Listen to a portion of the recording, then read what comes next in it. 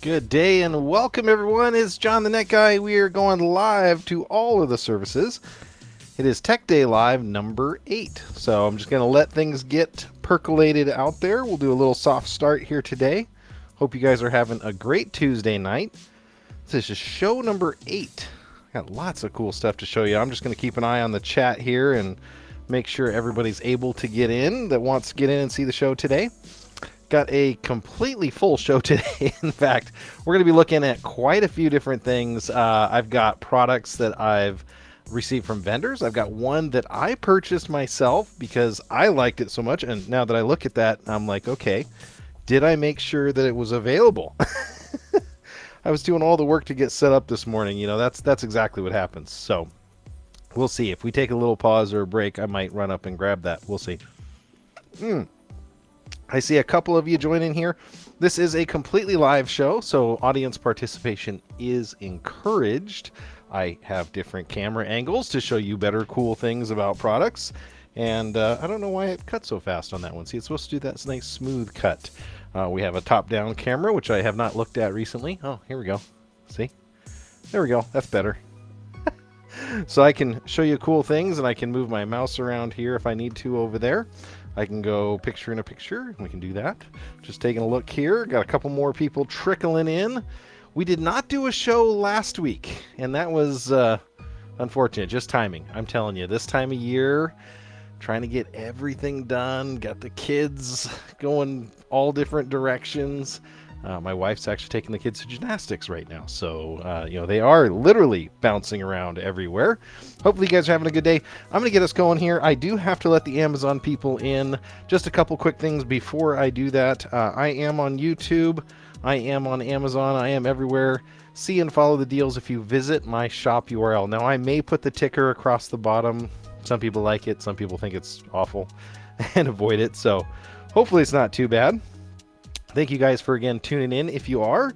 I'm going to get going here. One of the things I have to tell you about, the first product goes on sale. It's on sale right now, and it goes off sale in less than 30 minutes. So let me go ahead and hit go live here. We'll let the Amazon people in, and we'll get going. 3, 2, 1. And let me know how my audio sounds, by the way. If you're in the chat, feel free to just shout out, hey, sounds great, sounds awful. This is John the Net Guy. First product up is actually going to be from Geethos, but it's their Captain 300. Now, this is a gaming headset from Geethos, as I mentioned. Captain 300. Cool thing about this headset, it ticks all of the boxes. Now, I actually had this on the show before. If you're shopping with me on Amazon, it's going to be on the carousel right now, so you'll see that. If you're shopping with me on any of the other services, it's going to be on their respective descriptions, so you'll have links to that. Awesome. Chuck, thank you for helping me out, my friend. Says, sounds okay. I like that. Oh no, one of my editors checking in. Rare, he's a great editor. He says he's on finals this week. Oh man, good luck with the finals. I know how that goes. So this Captain 300 headset, lots of really cool things to like about it. Detachable boom microphone. I'm all about the boom microphones. The closer you can get to the audio source, the better. Very good looking headset. So, easy on off here. It does have blue RGB. Now, is it RGB if it's just one color? No, it's just the B in RGB. But they'll have that color, sneaking through. They are adjustable ear cups. They go up and down. They're pretty much all plastic, but again, I don't hold them back for that. Let me tell you the best thing about it is the price right now. So let's talk about how you get to those prices. If I bring my Amazon shop URL at the bottom and I add in a source here for you guys to see, I'm going to share my... Got to figure out how to hit buttons again. I'm telling you, it's been I had a week off, and that's exactly what goes on. So let's go over here. So this is my Amazon shop. If you visit the Amazon show page here, the very first link is going to show you all the products. This is what I was talking about on the price. It is 15% off right now at $33.99. So it's a great deal normally. It's an even greater deal right now. And I'm going to just talk through the basic feature sets with you. So compared to some other ones, which I've reviewed in the past and some larger manufacturers, This is one that works with Xbox. Now, that's a hard thing to do. So most of them are going to work with your PC, your Mac, your standard Bluetooth. The hard part about working with Xbox is Xbox licenses their wireless headphones. So this one is not necessarily licensed for Xbox, but they include this other cable. So let me bring you back here and I can show you what that looks like. This cable right here. So they include a TRRS cable, which is going to have your mic and stereo audio. So you can plug into your controller and you can talk on voice and listen to voice chat through this on Xbox. So that's a big plus. They are going to include a charging cable. It's USB-C, thank goodness. Overall, you know, they've got this PU leather ear cups. Let's take a look on the top down of that. So they've got these PU leather ear cups here, which again, you know, over time, that's going to get a little bit sweaty. You know, cloth in some ear cups can be better. There's some that are a combination, but overall, these were very comfortable. As a bald guy, I can tell you, I like having padding on the top here. Some brands do not. Or they, you know, don't go as well. Big heads, oh yeah. It fits my big old noggin here, even better. You can see how wide that can stretch out. Very comfortable to wear, and they sound good. Let's talk about that, because actually the sound is one of the most important things on one of these. So I did a quick audio test for you. So we'll pull it up right here and you can take a listen. Hey, it's John the Net Guy, and I'm testing out the Captain 300 gaming headset. Fit finish, not so bad. It's actually got RGB, detachable microphone, Bluetooth that connects to multiple devices. Even includes a convenient little dongle for your non-Bluetooth enabled items. Hopefully that had sound to it. Also included, to give you Xbox compatibility, a auxiliary cable, which can go into your controller and into the headset, which is kind of cool, and a USB-C charger. Overall, this is like everything you need in a gaming headset. Now, audio quality, highs, fantastic. Mids, very good. Lows, not going to be super bassy, especially the size of these cans. I was expecting a tick more bass, but the mid-range and the highs are so clear that just could be my equalization. I got to go through some of my test songs again, but this is what it sounds like. Hope you enjoy. Well, there you go. So that was the sound check. Hopefully you guys got to hear what they sound like. You know, overall, not a bad sound. Pretty natural. Gaming headphones can be all over the place when it comes to sound. So very natural sounding, very affordable, and right now, like I said, an incredible value here at $33. So that was the first product. They reached out to me and said, hey, you know, they were $39 when you showed them last. They're 15% off of that even. So if you want to show them this week, you're more than welcome to. So I said, yep, let me get them out of the box, because this is one of my favorite sets from a value set. So if you're looking for a really good gift for that gamer on your list, maybe a little graduation present, we're getting to be around that time of year, Captain 300 set. Maybe you buy 2 of them. So that said, we have another headset. It helps if I hold them up right. This is our next product up already. I've got 2 in a row to kick us off here. This one is from Edifier. Now, I mentioned I have a new set of Edifier studio monitors back here. Edifier makes incredible sound products. So they make sound products from desktop speakers. They make sound products like bookshelf speakers, you know, Bluetooth connected speakers, and headsets and mobile earbuds. I'm looking over there. I've got my Edifier earbuds, the noise canceling ones. These ones are more of a higher end enclosed headphone. Now, they will have 4 microphones here, so you could use them if you want to make phone calls. I do have an unbox video queued up, which I can talk here. Can the LED be turned off to turn to lower battery drain? Yes, this is a question on the last product. Yes, it can, Chuck. Thanks for asking here. Again, live show, there is a switch to turn your RGB off. Yeah, a lot of people on wireless headphones are like, I could deal without the RGB. I say run it. It's not that much time, not much power. So what I'm going to do here is I'm going to queue up the unbox of this, because these things are really, really nice. And we're going to get those playing, and you can take a look at them real quick here. And I'm going to be down here in the corner. I'm still here, Amazon. We're just showing a quick unbox of this. This is double time. I can't unbox him as fast as this guy and talk, so I'm going to let him do it. But now, if you take a look here, what you're going to see is high quality packaging. So if you're looking for a gift for somebody, you don't want to get them AirPods or some of the, losable earbuds, and you want something with higher sound quality, maybe it's a gift for yourself. These are very, very high-end headphones. So has basic connectivity, that's going to come inside the box here. You're going to see them here, all metal band across the top. So that's a slight difference from the first ones we were looking at. These ones are going to be metal across the top instead of plastic. Now it's got plastic, but it's that soft touch plastic everywhere. A couple basic, instruction manuals, and the important things are these cables that I'm going to show you about here. So there's the cable connections. If you want to go completely wireless, you can. The other guy is fast and handsome. I love it, man. Green, you know it. I figured out this is a lot quicker. And hey, we got Zachary checking in here. Hey, Zachary.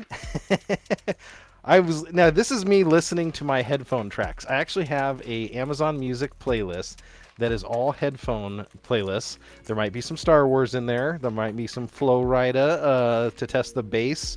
There's some Eagles in there. It is so eclectic. It is so wild. But let me show you one thing. When you've got a real set of headphones here, let's see if I can do it here.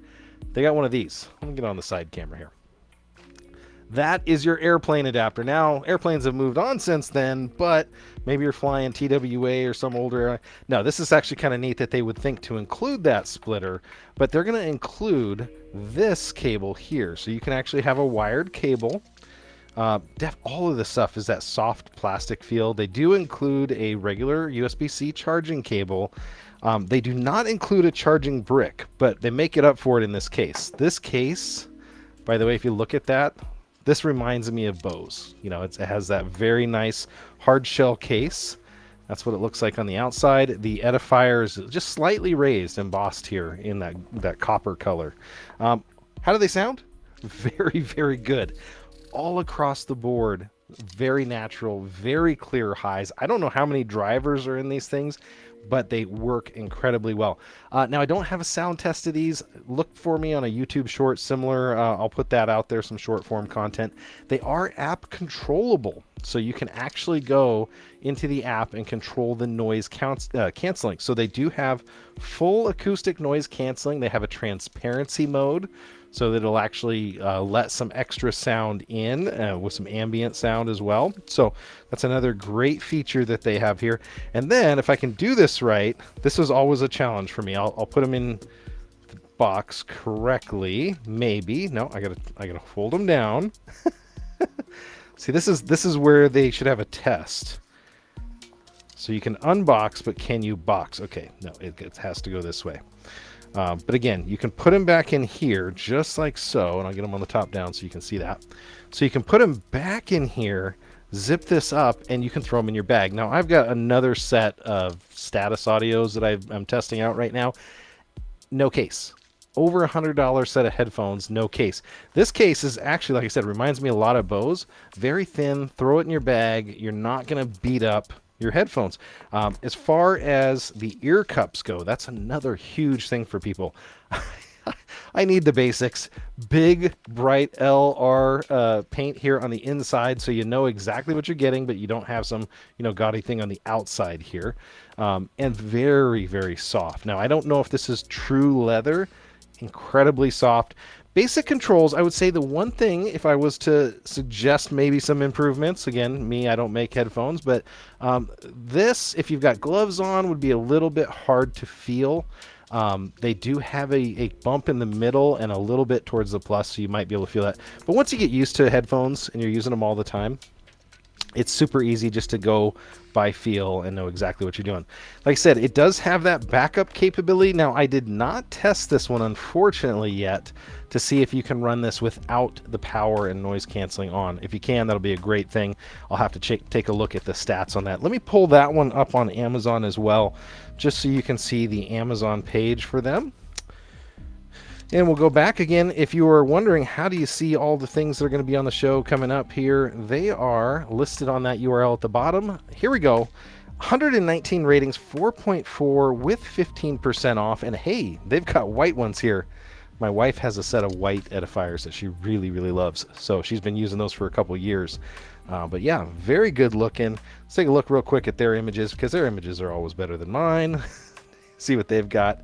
High-res audio and different codecs here. That's another thing. So you want, if you're looking for audio, you don't want that compressed Bluetooth, phone call audio. You want that full range audio. It looks like they're offering 55 hours of playtime on a charge. That's days worth of playtime. That's awesome. It does have a fast pairing feature. Now, when I paired it, I don't know if it felt any faster or slower. That's a good question there. So Google Fast Pairing. I don't have a Google device for fast pairing, so that's a really good question about that. 10 minutes for 7 hours of playtime. Man, that's awesome. Yeah, Edifier is definitely a leader here. I got a couple extra YouTubers I got to say hi to. Man, they're just all coming out of the woodwork tonight. PC Tech Hustle. That's Dan. If you watch him, that is awesome. And I got Zachary. I think I said hi to you, but Zach, good to see you, my friend. I just found some of our drawings over here today we might need to talk about. And another YouTuber checking in, Jonathan Talks Hardware. Thank you, Jonathan, for stopping by. So again, from Edifier, a wonderful gift if you're looking for a higher end set of headphones, but you don't want the AirPods, right? You want something that has the noise canceling feature and honestly better sound reproduction. These things, if you're going to be at work, I know a lot of people are going back to the office. You've been used to being nice and quiet at home. Now you got people buzzing, milling around. This would be a great set of headphones if you're looking to cancel a little bit of that noise out. So want to thank Edifier again for sending these out for a product demonstration, and hopefully I'll get to use these a little more in the future, and I'll report back how they're doing. Nice chat pop-up, Jonathan says. Yeah, I've been mixing things up a little bit. That's how we do. Yeah, and as far as gifts, the box itself, again, this is not a brown cardboard box you're getting it in. The package design they did a great job on as well. And let me know on that fast pair. I don't have a Google Android device that I use routinely. Let me know if that's a new thing that I should be checking out. I think, Jonathan, you're a Samsung guy if I remember right. So we'll do that.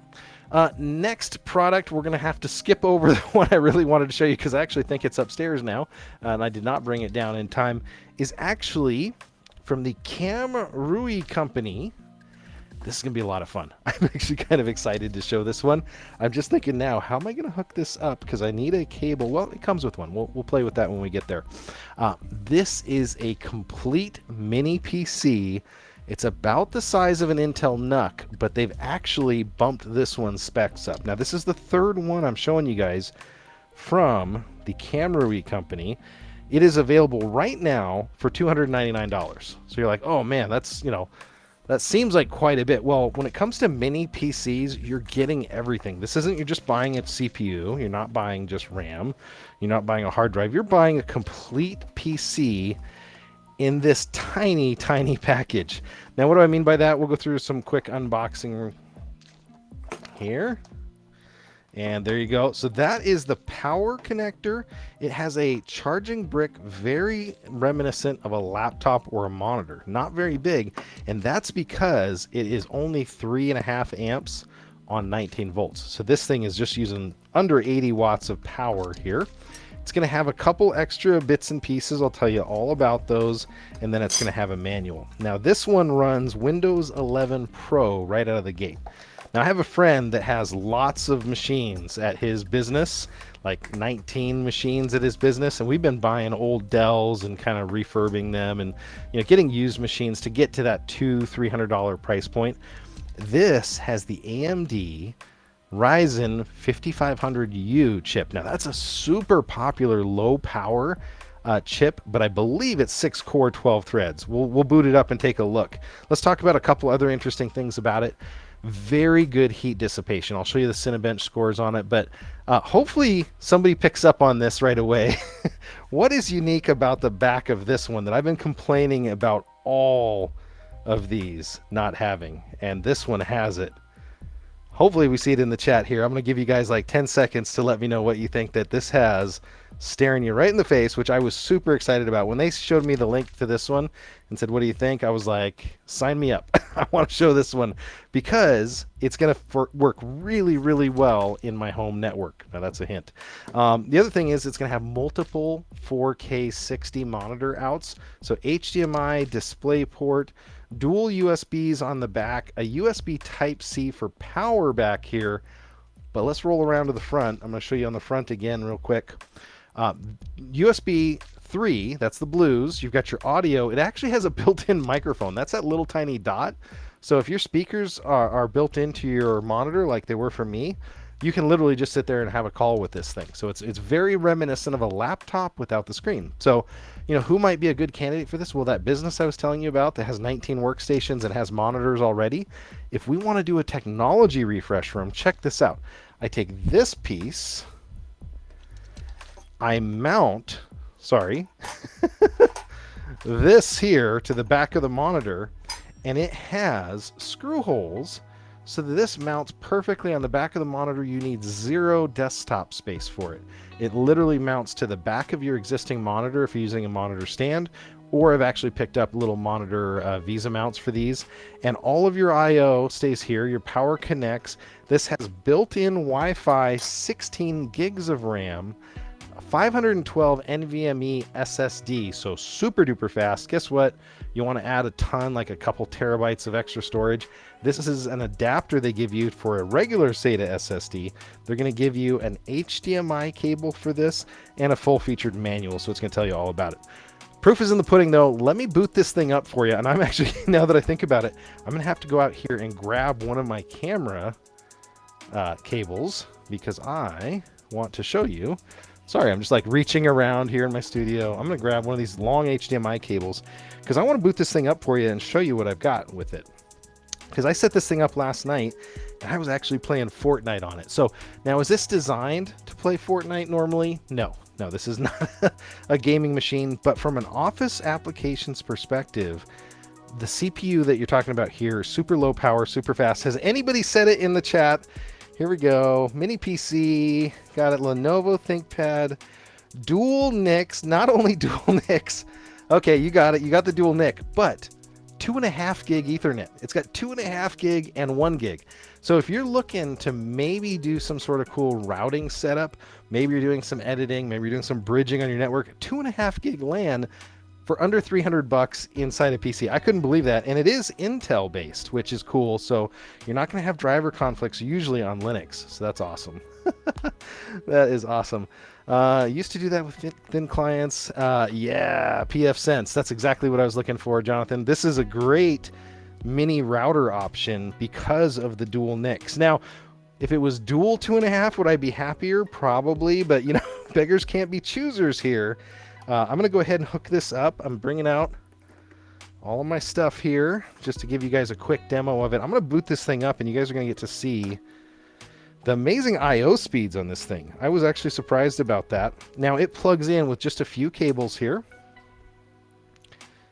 There we go. Did I get that one? I got that one right. Okay. So now it's all plugged in. I'm going to go to the fourth screen here. I'm going to put myself in the corner and it's super simple. Just to start it up, you hit the power button there. I can hear them upstairs. They just got home from the gymnastics. So here we go. AMI BIOS. If you guys haven't been around forever, look how fast that boot up time was. I wish I could almost do that again. Let me see here. I need to turn on my keyboard. That always helps. And I'm going to see if I can put my pin in there. Look how fast this machine is. Okay. So we were talking about PC and performance. Let's click the performance tab. That's the cool thing about the 5500U. Now this turbo's over 4 gigahertz when you need it. Now it's normally a 2.1 gigahertz processor. So the difference there is it's going to save quite a bit of power by not having to run at that higher clock speed. So it'll boost up when it needs it and it won't when it doesn't. So let me see if I can come down here. I've got some screenshots. I think I took a couple. Oh, I've even got some gameplay. Now I'm going to blame the mouse because it didn't want to click right. Take a look at this. I love running Cinebench, but it takes a while to run. But take a look at the Cinebench score on this, man. 6,000 Cinebench. You're up in the range of a 7700K. That's a desktop unlocked CPU.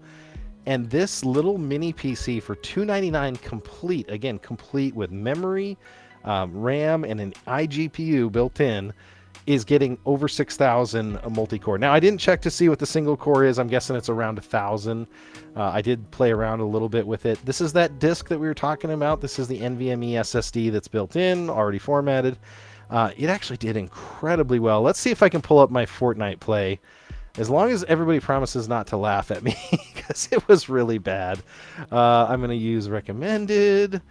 So again, the machine comes with Windows 11 Pro, and it comes complete and ready to go. So now I'm going to go ahead and go over here. So this is me running around in the lobby. Now, yes, it's very embarrassing. I'm going to pull myself out of the screen here because I want you to see the frame rates in the upper right corner. And that, oh, there you go. You can actually see them right there. So 120 to 70 to 120. It's bouncing around a little bit. Low end is going to be 50s, 60. Now, what's funny is this is, like I said, this is not a gaming PC. This is a mini PC that maybe you get for your kids because you got a nice monitor, or even you got a big TV in their room and maybe you want to give them a wireless keyboard like I've got and just have a way for them to access it here. And I'll get myself a little health just in case. But yeah, this is playing on the gaming PC. This is the footage, and it was recording the footage while it was doing this. So that's that multi-threaded, multi-core processor. This is Fortnite in performance mode. So, you know, it can run on an iGPU. You're not going to get all the colors and textures and shading and all that you normally would. Just taking a quick gander at the chat here. Flacco, we got a guy all the way from the Twitch side of the house saying, I love Tech Day. Thanks, my friend. I really appreciate it. Thanks for checking in.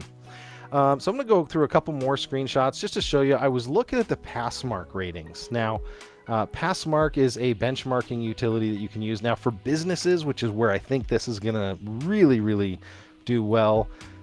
You know, it's in the 50th percentile on 2D, and that's actually all of your business applications are two-dimensional.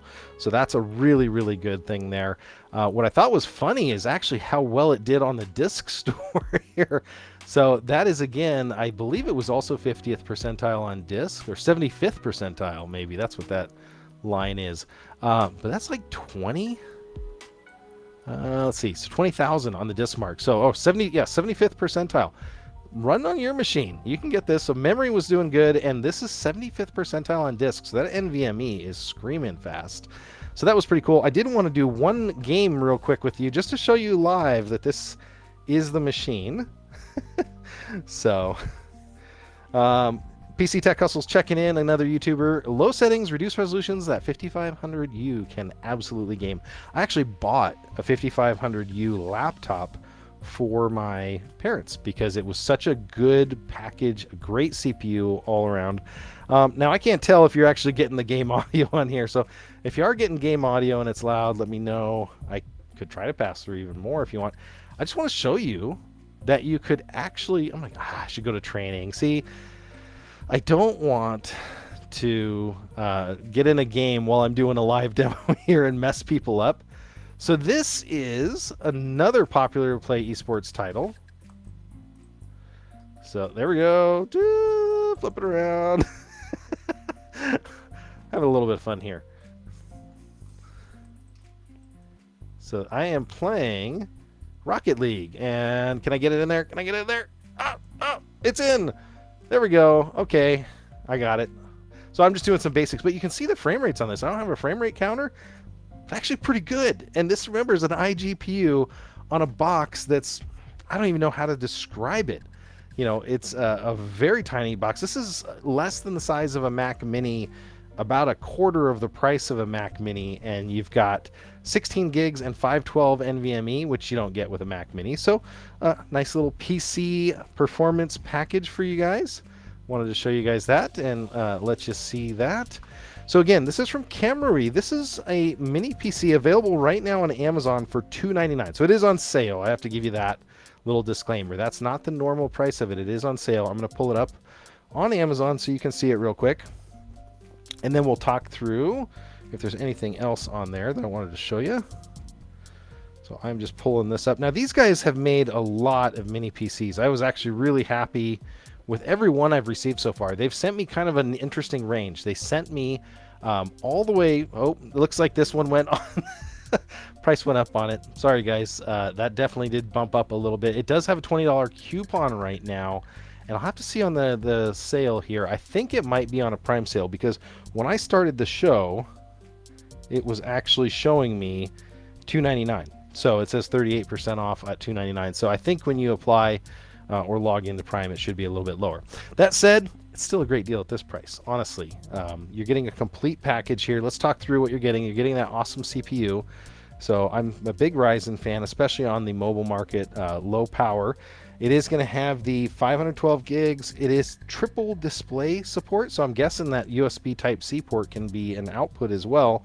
Dual RJ45s, one of them being a 2.5 gigabit LAN. So there you go. That's the 1G and the 2.5G display port. The back ports are USB 2, but guess what? That's for your mice and other peripherals that nobody needs. There's another great option they're saying here for surveillance camera. Man, how many would love to run Blue Iris on something like this, right? You don't need a lot to run Blue Iris, and actually the integrated graphics on the Radeon has the encoders that you might need for that. And this is what I was saying about how cool this VESA mount is. So you can table mount it, or if this isn't a kid's room and you need to make this super compact, or you want to hide this behind your big wall TV, home theater PC, eat your heart out. And the other cool thing was when I ran Cinebench on this, I could get it to, I think it was about a 3 gigahertz all core, but I could not get it to get loud. It was super quiet throughout the whole range. So it'd be kind of interesting to see if there's any sort of thermal unlock or something they'll come up with. 52 ratings, 4.4 stars here out on Amazon. So want to thank the Camrui company for sending this out. This mini PC is hot. If you're looking for something like this, I know I am. I'm going to be talking to my friend about maybe outfitting his fleet of these, especially if they're on sale. That would be a great deal for them. Now they do come with a small HDMI cord, so again, if you're looking for a really compact installation, I would use that. If you need to install it a little bit further away, you're going to need a longer HDMI cord. They give you a pretty tiny one there, but again, that's actually to facilitate the smaller installation sizes. So there we go, and comes in this very tiny box. I am actually going to put everything back away, which I normally don't do, but I want to make sure this is nice and clean.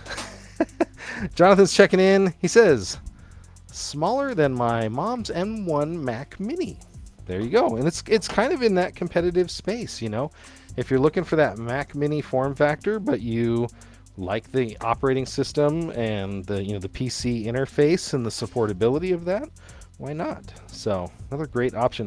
It does come with the Windows 11 Pro, so that's another thing to factor in. That is an OEM license. They are providing that. I did not verify all the details on the license. It activated, and that's really all I care about.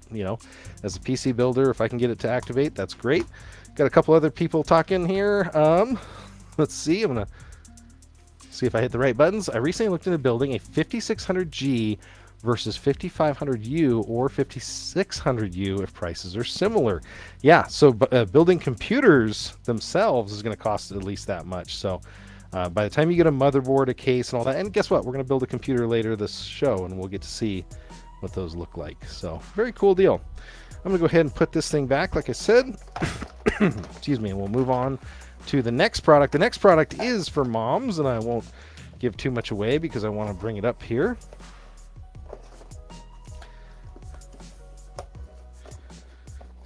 And here we go. Perfect. Okay, put that one back down there. The next product for moms has actually been behind me in the studio the whole time. Now, my wife, I have to tell you, is a huge essential oils person. So when I saw this one come up and they said they needed a demo, I'm like, okay, I better pick this up. So this is an aroma diffuser for essential oils. Now, what does that mean? It's one, a humidifier, but a very low volume humidifier. Two, it's actually going to take essential oils, which are those oils from the peppermint, onion, that would be awful, peppermint, orange, all sorts of different scents, rose water, all that kind of stuff, and it's going to diffuse it into the air, and it's going to make your house smell good. So how does your house smell right now? We're kind of nerds. Maybe we don't clean our houses as much. Let me show you this thing, though. It comes with 10 different vials. Now, my wife has actually been selling and buying essential oils. This one right here, eucalyptus, right? Eucalyptus. One of these little tiny essential oils you wouldn't believe they get a king's ransom for jasmine. Okay, we got a few flavors here. Now these are not edible. Orange, like I was talking about. Lemon. Now lemon essential oil, by the way, if you need to get sticky stuff off of things, lemon essential oil is amazing. My wife taught me that, so I do have to tell her that. Lavender. So here we go, that lavender field smell. This would be a great gift for the moms out there. So if you're a nerd and you know nothing about essential oils, trust me, she's going to want this. Grapefruit. That could be an interesting smell. Rose, as I was talking about earlier, rose water. That can be really nice smelling. Lemongrass. It's very much used in cooking. And we've got citronella. If you've ever been camping, maybe some people are into the citronella smell. Wonder if this would actually keep mosquitoes away. That'd be pretty cool. Now, what's cool about these is you are going to get 10 different essential oils. Those are the ones I just showed you, the peppermint being the last one there. They're going to be all boxed in here nicely. I do actually have an unbox video I can roll for you, but guess what? We just did it all together, so I'm not going to put you guys through that. This is the unit right here. And I'm just going to show you on the top down because it is actually incredibly hard to demonstrate this and open it. That is the only one thing is I would have liked if they had some sort of area on here. Now I've gotten better at it because I know where it's at, but take a look at that wood pattern. Now it is plastic, but this is 100% real teak on this table. And the pattern is almost perfectly matched here. I was like, yeah, that's a really cool, like almost a bamboo wood pattern. Hey, Paul, welcome. I just saw you checking in here on the YouTube. Thanks for checking in, my friend. We're just taking a look at gifts, potential cool gifts for Mother's Day. Now, I'm going to go ahead and plug this thing in. Don't make this mistake and fill it with water and then the scents that you want and then try to find where to plug it in because it plugs in on the bottom. And that was kind of a funny thing. The cord does hide very well once you get it set up. Now, again, if you have a wife that, like me, takes care of all of the kids and domestic duties and keeps us all well in line, this might be a great gift for her if you're just checking in. Mother's Day is Sunday, by the way. I need to point that out, so for the oblivious among us. Now, I'm just using their included water filler. There is a max water line, which I don't think I'm anywhere near. Now, you can take whatever scents that you want, and you can even experiment. So I'm going to try peppermint because that's one that I actually like. So I'm going to give a little experiment, and you can just sit here and drop it. 1, 2, 3, 4, 5, about 5-ish. Now, what's cool about this is ultrasonic. Peppermint, where's that rose? I want to try that one. Oh, red for rose. There you go. So I'm going to do, there we go. That was about 5. They came out quickly on the rose one. Oh, I can smell that. Oh man, that's just like it. Okay, so this is going to smell like grandma's house. I hate to say it, but peppermint and rose, hopefully. Lavender would be really cool. And we're going to go back over here. I'm going to show you some of the cool things. Now, how is this for gamers and cool? Well, it's got RGB. So I'm turning it on right now. It is ultrasonic, so it's going to start to steam. You can see right out of the top, it's actually using ultrasonic vibration to atomize the water there and cause it to basically vaporize and come out of the top. There's no heat related to it. You're not gonna burn your house down, but it has a bunch of different buttons here. A couple different buttons, one of them being the color. Now I wish you could see the color that this is because it is such a nice red. Let me see if I can do this. I'm gonna turn my overhead off for just a second. There we go. Okay, so you're starting to see it a little bit better. This is kind of a purplish red color. Now you can actually change it with the button up front. You can go through several different base colors. There's a yellow, purple, blue is what that one is. Let's see if you guys can see it on the front camera. See, that's what I was worried about. It's kind of hard to see this color. Now you can see it's actually working right here. You can set a time delay on it, and you can actually set an amount. So if you want it to be more or less, you can hit this button. It'll change the amount of steam that's coming out of it. So hopefully you guys can see that. So again, great gift for moms. It's going to make your house smell a lot better if you've got pets. This is another great gift idea for the pet owners out there. And let's take a look real quick. I want to get you right out here on Amazon. I'll tell you exactly what this thing runs right now because, like I said, essential oils by themselves right now are incredibly expensive because of the amount of content that it takes to make one of these essential oils. And here we go. It's 6% off. It's $31.95 for your mom. It does have Prime delivery. Will get you it on Thursday. So if you purchase this, use that video link that I have below in the description. Buy something cool for mom. She's going to love it. You're getting 10 essential oils included with it, and these are the standard essential oil size. And you're getting basically a diffuser with RGB, so you can say that's why you bought it. Now, it does have, like I said, different color patterns here. I didn't see if it actually has a fader. You know, that they could take something from the PC folks. Now, what's funny is my air conditioner in here is blowing all of the steam away. I was like, why is it's usually got more volume than that? But there you go. Okay, great point here. I'm going to pull this up just as a reminder. Here's from Green. He says, if you enjoy your essential oils responsibly, especially if you have pets, make sure that those oils are pet safe. Last thing you need is your beautiful corgi to have a sneezing fit. That's true, absolutely.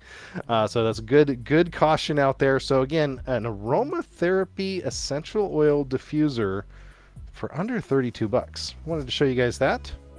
I want to thank that vendor for sending that product out. I know my wife is going to love it. Now, you don't have to use their essential oils, and you don't have to use the ones that come with it here. You can actually get your own essential oils from your own manufacturers, but just taking a quick thing here. Covers 500 square feet. It has self-timer, auto shut-off. It does come with those oils we talked about. They are pure, is what they're telling us. And so again, as we said, make sure you test those and that they're not going to be something that your animal is sensitive to. And there's a color changing night light built into it. Okay, so it does have the ability to cycle colors. That's pretty cool. So there we go. So I want to thank that vendor for sending that out. I'm going to put this away real quick, and we're going to move on to our next product, which is actually kind of for mom, but kind of not. I'm going to get in trouble if I say it is for mom because, well, my wife was using it all weekend. Like I said, we've been going a little bit crazy over here because we're trying to get ready for boating season. And let me pull this up real fast for you guys. I have an unbox of it, and I'm going to bring it up here, get everything queued up, and I'll go down here and we will move it. I'm trying not to drop this thing because it does have water in it, but I am trying to unplug it. There we go. I'm going to put this back over here in the corner. Okay, so the next product up is from Tab. Now, I showed you a Tab product a couple weeks ago on the show, and it was one of my wife's favorites then. This is something else that they sent out. They said, hey, you like our floor cleaner? Take a look at this spot cleaner. Talking about pets, I'm looking at you over Green. If you have pets, this is a must-have. Why? Well, either if you have hard surfaces, soft surfaces, carpet, kids, anything, you're going to use this. If you have automobiles, boats, any reason that you can think of to use one of these, you will absolutely get your value out of it. Oh no, Harley's checking in on Amazon. I said, I wish I knew about the PC. I spent more for a used small form factor for my mom. Sorry. Yeah, that's a great deal. I can't tell you much anymore about that, of how good of a deal that is for a complete PC with legal operating system and all that. I'm looking to see the accessories that come with this. I do have an unbox queued up, and I'll show you all about it. But this is essentially a carpet cleaning machine. It's a spot cleaner. So you're not going to do thousands of square feet with this. So we actually did go out and we bought the big rental green machine for our house. It's twice the size of this box, and it's really hard and cumbersome to use. One thing I loved about this is the convenient small size. So this is going to be for spot cleanups and spot treatments, and it can do an entire car very, very easily. I'm going to queue up this video and get it going, and you get to see a little bit about it and what's inside the box. There's a handsome devil unboxing again. There's no audio here, so I'm going to provide the audio track for him. So what are you getting in it? You have the cleaner. You have the two sizes of nozzle. So if you're doing a wider area, you can use the larger one. If you need to really intensely focus, you can use the smaller one. If you don't want to brush, you can use the clear one, which is just for your hard surface, and it comes with a manual. Now, there's two different wells on this. Super duper easy to use. It's got a clean side and a dirty side. Now, all of these fittings fit right on the end, so you don't have to worry about that. You don't have to worry about getting on the right direction like I did there. So you can go ahead and use that. The only one drawback I would say is it only lets you have one of the fittings on the machine at the time. There's not really a place that I saw to store them. Other cool features that this one has is it does have onboard heat and two different power settings. So if you need extra power, you can hit the power button up top, you can hit the power button here. Actually, are they both labeled power? No, this is funny. One is an on-off button. One is labeled power, and that goes between the normal mode and this turbo mode, which is really cool and definitely strong. And then there's this temp here. They have warm and hot. Now, for some things, you're going to want a very, very strong high temperature. This has a built-in heater, which is another huge thing. You don't see in a lot of the lower end units. This is definitely a mid-range unit, but having that built-in heat can be super powerful. Now, I thought about all different ways to demo this in here. I was telling you about our boat and how we're getting it ready for the season. Last year, I kind of neglected it here. Give me 1 second. I'm pulling it up here. Where did that go? Oh, there it is.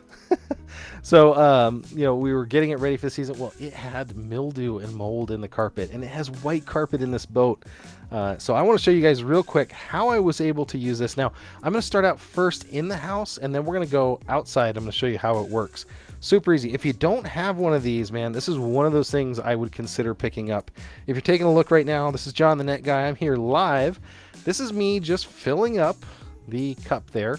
Now I'm going to use 2 ounces of cleaner. It does not come with cleaner, but I buy in bulk the Bissell, Kenmore, any of those heaters that you want to use, the cleaners. You can do that. 2 ounces of cleaners to the max fill here, which I believe is a half gallon that they have. And then you can take this to wherever you need to work on it. There's the front of the unit. And here's how it does on interior carpets. This is my upstairs landing, and yeah, it's like one of the only carpets in the house, and it gets lots of foot traffic and random spots. Like these were here, and I just said, I'm going to try it out. I was trying the different suction and heats. It definitely keeps the water warm, which is great. Now, multiple passes are going to be needed for spot treatment like this, and you can come up with it. You can pre-treat with it if you want, and I go back and forth here. Obviously, vacuum first if you can. It's going to pick dirt up and other stuff, but it's not going to be a traditional vacuum. So vacuum first, then come back and spot treat. And this can work great in a vehicle, as we were talking about. Now, don't tell my wife about this part. This is in our guest bathroom. I was like, okay, I got to see this thing and I got to record it. So the top piece comes off of the waste tank, and then you just pour it all out. And yeah, there's some solids in there, anything that it picks up. And I rinsed it out real quick. And I cleaned the counter off real good so my wife can't catch me. But yeah, she loves this thing. We're actually going to scoot on into the boat here, and I'm going to show you. Oh, I didn't say interior carpet twice. This is the boat. This is the condition it was in the front, and those are all just water stains. Wherever water meets organics and heat, you get mildew, and that was awful. So there's a bunch of mildew stains everywhere. Now this is a product that's coming up soon. This is a steamer that I'm using here to kill any of the live part of this. And then there's my lovely wife. She worked all weekend on this. She's using this unit to pre-treat and then clean the walls in here with a set of Edifier earbuds there. She's working away at it, and she worked all weekend top to bottom in this boat and made it spotless. I wish I had an after. You're just going to see it here. Now I am going to show you how it does suck things into this waste side tank. So the waste side's on this side. You can see the dirty water coming and getting sucked into this side of the unit. So that's another interesting point there. So cleans up. As you can see, it's starting to disappear. All that mildew and staining is going away, which is the goal here. And that is the Tab Company carpet cleaner. So very excited to show you guys this on the show. Worked incredibly well in everything that we've put it towards. And so far, Tab is one of our favorite companies now for budget-friendly, high-quality cleaning products. I showed you a couple weeks ago the Tab hard surface cleaner that has a wet mop and a vacuum. It's been a stellar item in this house. It's doing so well. We're very happy with this. This is another one. If we want to go do a quick detail in a car, in a boat, on the stairs landing, or wherever we have carpet, this is our go-to now. So that's from Tab. I wanted to thank them for sending this one out for a fair, honest review. I'm going to pull up our next product. We're going right through them today. Now, I showed you a few different options recently. This is from Jomise, Jomise, and this is a new idea. I've been super excited about these since they came out. and it is a smart rear view mirror. And I didn't know I needed or wanted a smart rear view mirror until I started using them for the safety aspects of it. If you've got a minivan like I do, you've got kids in the back waving their hands or whatever, it's hard to see through the back window of a minivan, 12 feet back there. With this, it puts the camera that much closer to the action in the back.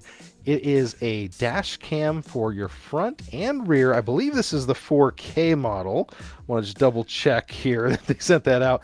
I will look into that while I roll this unboxing clip for you guys. So I did take it apart and hook it up here in the studio. I have not installed it yet to show you that, but I have installed a very similar version that has very similar components. So let's take a look at this one.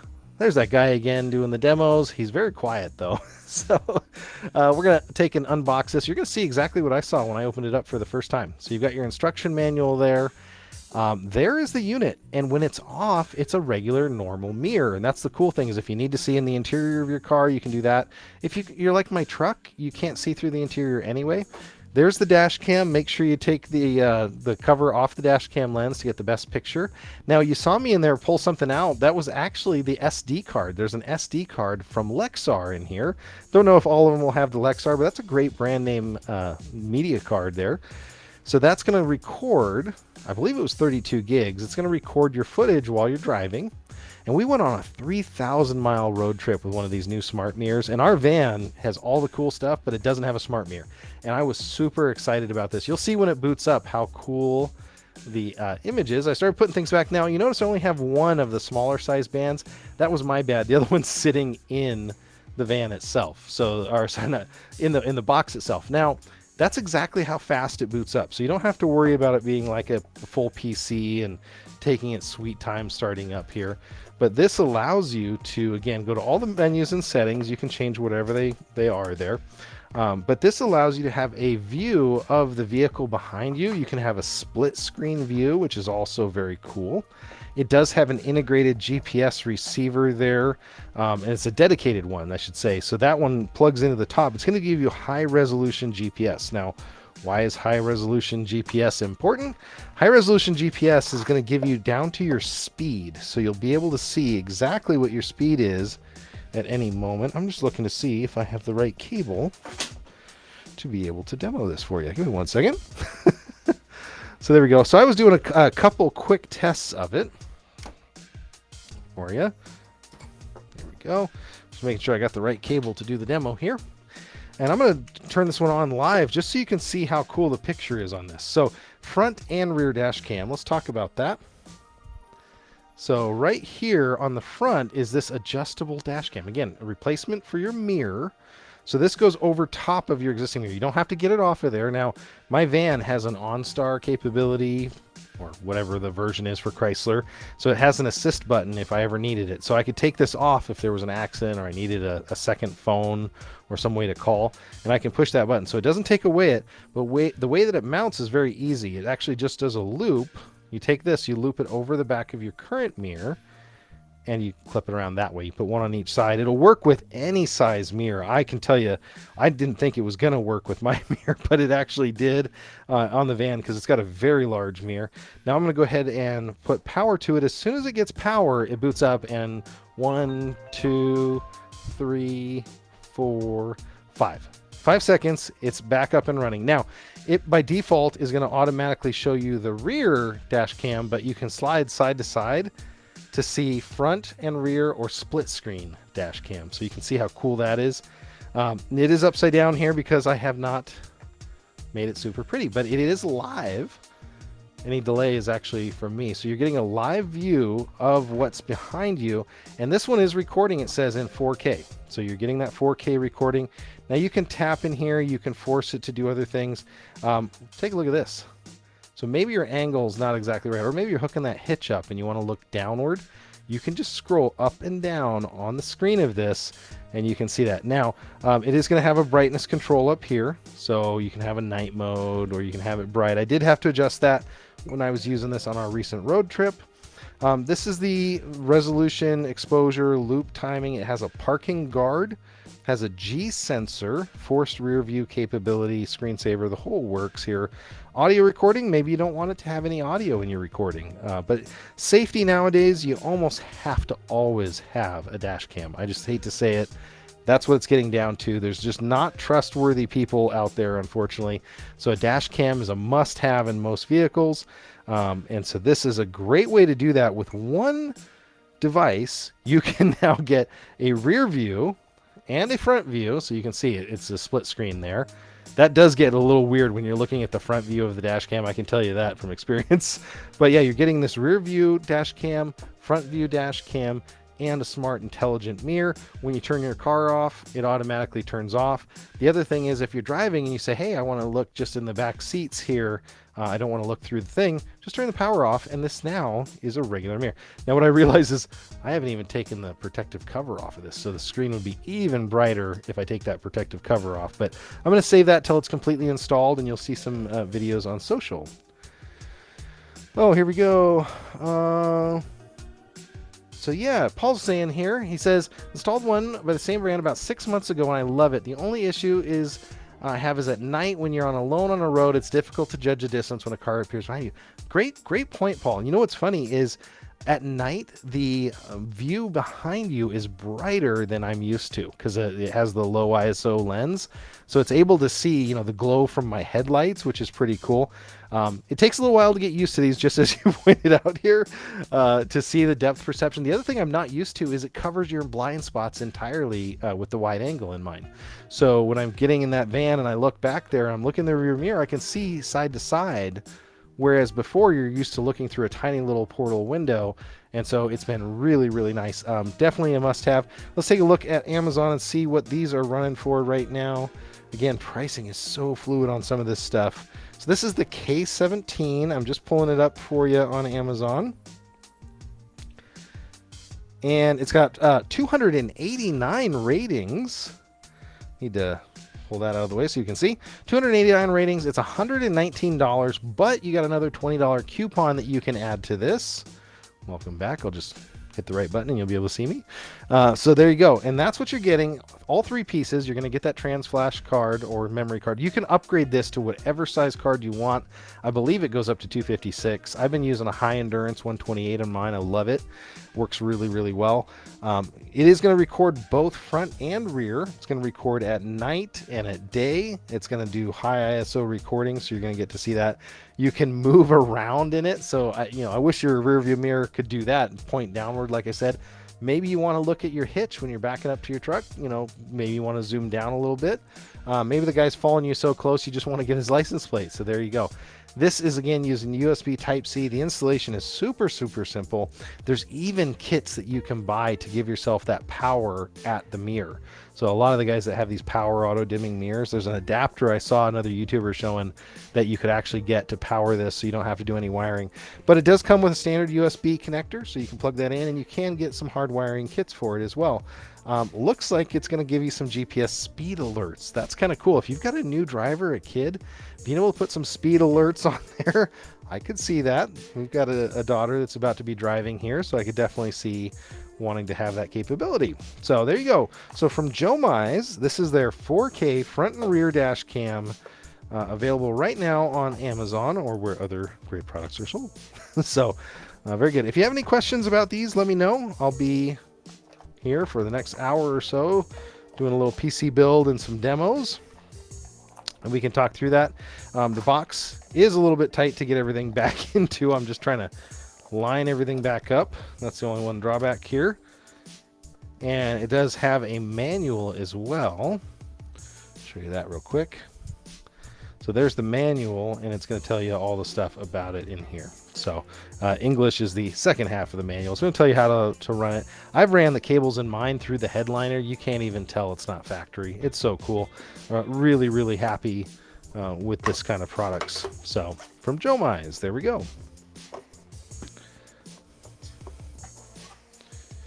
Now my editor is going to be editing the video. He's going to be like, why is there vacuum parts on that screen? Let me pull these out of the way real quick. Put those out of the way, and we're going to get on to the next product, we are getting close to the end of the show here. The next product is from GIM. Here we go. So you'll have to see this is an empty box, but let's go here. I'm going to get it pulled up in the Amazon carousel in case people have any Amazon questions here. So this is from GIM. It's a micro ATX case. It is fragile, that's French. It is a very, very similar looking case to the O11 Dynamic. So if you're looking for this, fishbowl style all glass front case with the side fans so they go against the back here. This is one of my first times building in one of these cases, but we're going to build one now real quick in this case from GIM. So this is the GM3 Mini. Now, if you're used to the O11 Dynamic, that is an ATX case, and it's very big. A lot of people don't have room for that case. Well, check this out. This is the GM3 Mini. Now, you're looking at the glass going, why does it have that, color to it? Well, it's actually just a tint. Let me get this started to peel. Now, I'll tell you, whoever puts their screws in at the factory, he needs a bonus. He's doing really almost too good at his job. Let me get these started here. I was noticing that about the back screws. Has a removable tempered glass side, and technically I have to remove the plastic. So once we get this thing all built, we'll remove the plastic completely. It is $89 now without any fans. Now you're really going to probably customize your own case to whatever you want. Now I just happen to have the next product coming up that we're going to use together with this, which is from Gamdius. It showed up just today, and it's their 240 millimeter cooler LCD edition. So it's going to have a temperature display. I was actually looking at kind of spicing up my backdrop there, and I thought, man, I would really like to show off a lot of the PC components that I do demonstrations of. So there we go. I'll pull this side off and you can kind of see through it. So again, tempered glass, that's what's, causing that little glare is this. So as I remove the different sides, it'll get clearer and clearer.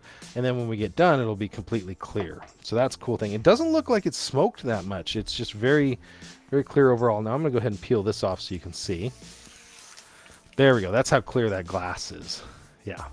So it reflects quite a bit, but I want to put that in there because I want to build a PC in this, and we're going to do that together. I figured what better way to test out a new case design. Let's talk real quick about the I/O options that I have here.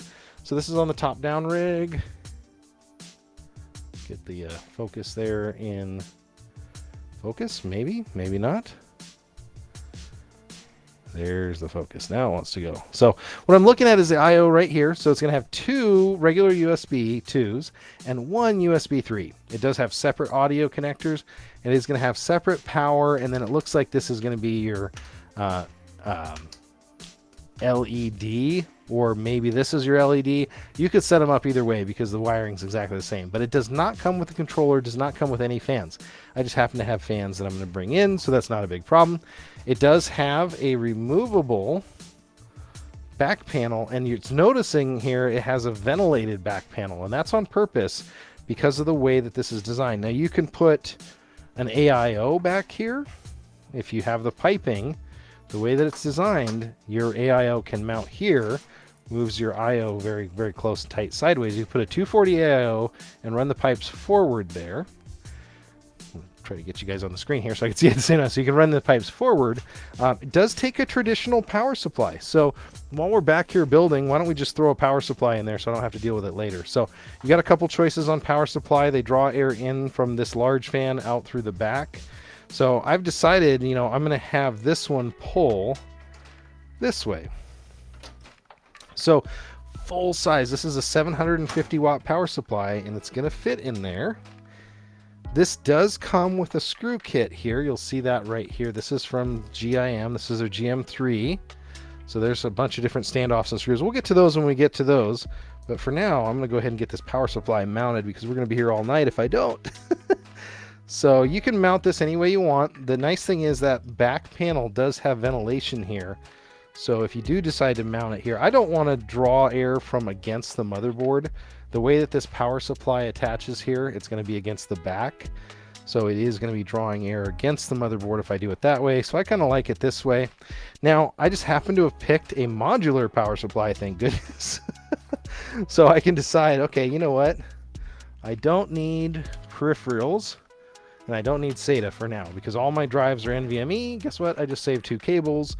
We'll deal with those later. And I do need CPU, because this one definitely has some CPU. It is going to have some drive trays, so best way to demo this is just building it, I say. So if I want to put one of my extra larger, I've got an 8 terabyte we could throw in here for storing games. I can put that in here, or I could mount my SSDs, my SATA SSDs inside here. It looks like the cage is removable too. Let me show you that real quick. So let me know what you think. Anybody on here have an O11 Dynamic? That'd be kind of cool. And this is a mini version, so this is micro ATX style. Now I'm just removing these 2 screws. It looks like there's one more, and I can remove this entire drive cage. Now I may want to put it back later, but I'm just for visibility, I'm going to take this out. This case is surprisingly roomy, because a lot of people don't use their power supply basements anyway. So I was able just to pull that up and out. So now I've got a lot more room. Good ventilation for the back of the motherboard. I'm looking at that. Plenty of room. Now, because we're going to put a motherboard in here, I'm going to put my CPU header out the top. So I've got plenty of room for that and to hide the cable. The one thing I would say here is running the power supply cable. It looks like you're going to have to run them through this little gap, and that's because it doesn't have a standard power supply basement. So I'm going to have to figure out where my motherboard power is going to come through. I'm going to have to run it through here. Oh man, yeah, this is tight. So I've got a 750 watt power supply, and that was pretty tight getting that cable through, but I was able to get it through. Okay. And then I'm going to have to run for my video card, which I got a kind of a surprise on that coming up. So we'll run our PCI Express power through that same hole there. So there we go. So if you're just tuning in, this is John the Net Guy. We are building today a complete PC in, it looks just like an O11 Dynamic just shrunk down, but no, this is actually from GIM. This is our GM3 Mini.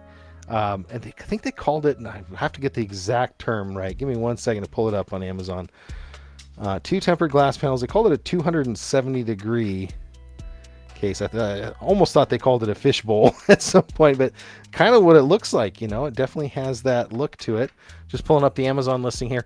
$20 coupon. I didn't see that the first time, so you can add a $20 coupon and get this for $69. The other thing is GIM. I talked to them. I said, man, I really wish you would send me some fans with this thing, because I'm gonna have to use another batch of fans that we have. But they make fans. They make a lot of other different peripherals, controllers, things like that. So they've been definitely in the PC business for a while. So I'm going to go ahead and get a motherboard and a CPU to install in this thing. Just happen to have one behind me. Can you guys guess what this one is? So here we go. So this is a B660M D4. So DDR4, and hopefully you can read what CPU that is.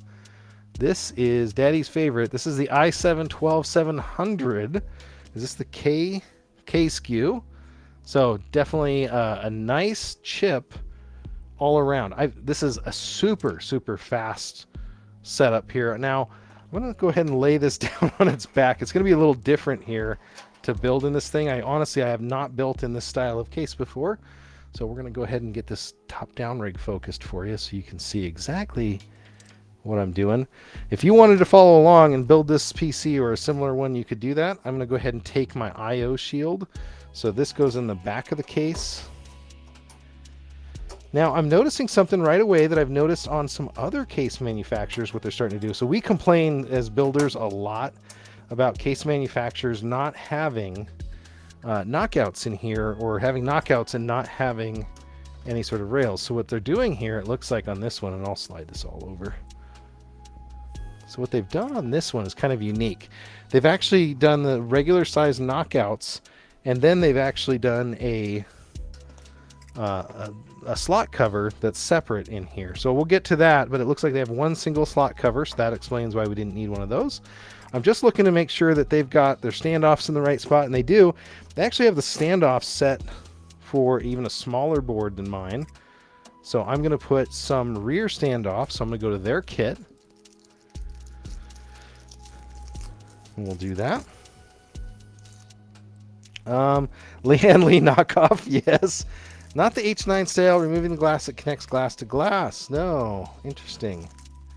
Yeah, M-ATX PCs are awesome. I went from an ATX, honestly, I'm going down from a Z690 board down to this one, and I'm a little bit worried about it, but I have not used dual 16 pins. I haven't used a lot of the things that are 16 lane PCIe. I haven't used the things that you'd really get with a Z690, you know, or similar board. I'm going to double check here and make sure I have pliers. This is a working studio, so I actually do have all of the tools here. I do work on PCs for friends, people, build them. I'm going to be doing some really cool stuff coming up here soon with some of my friends.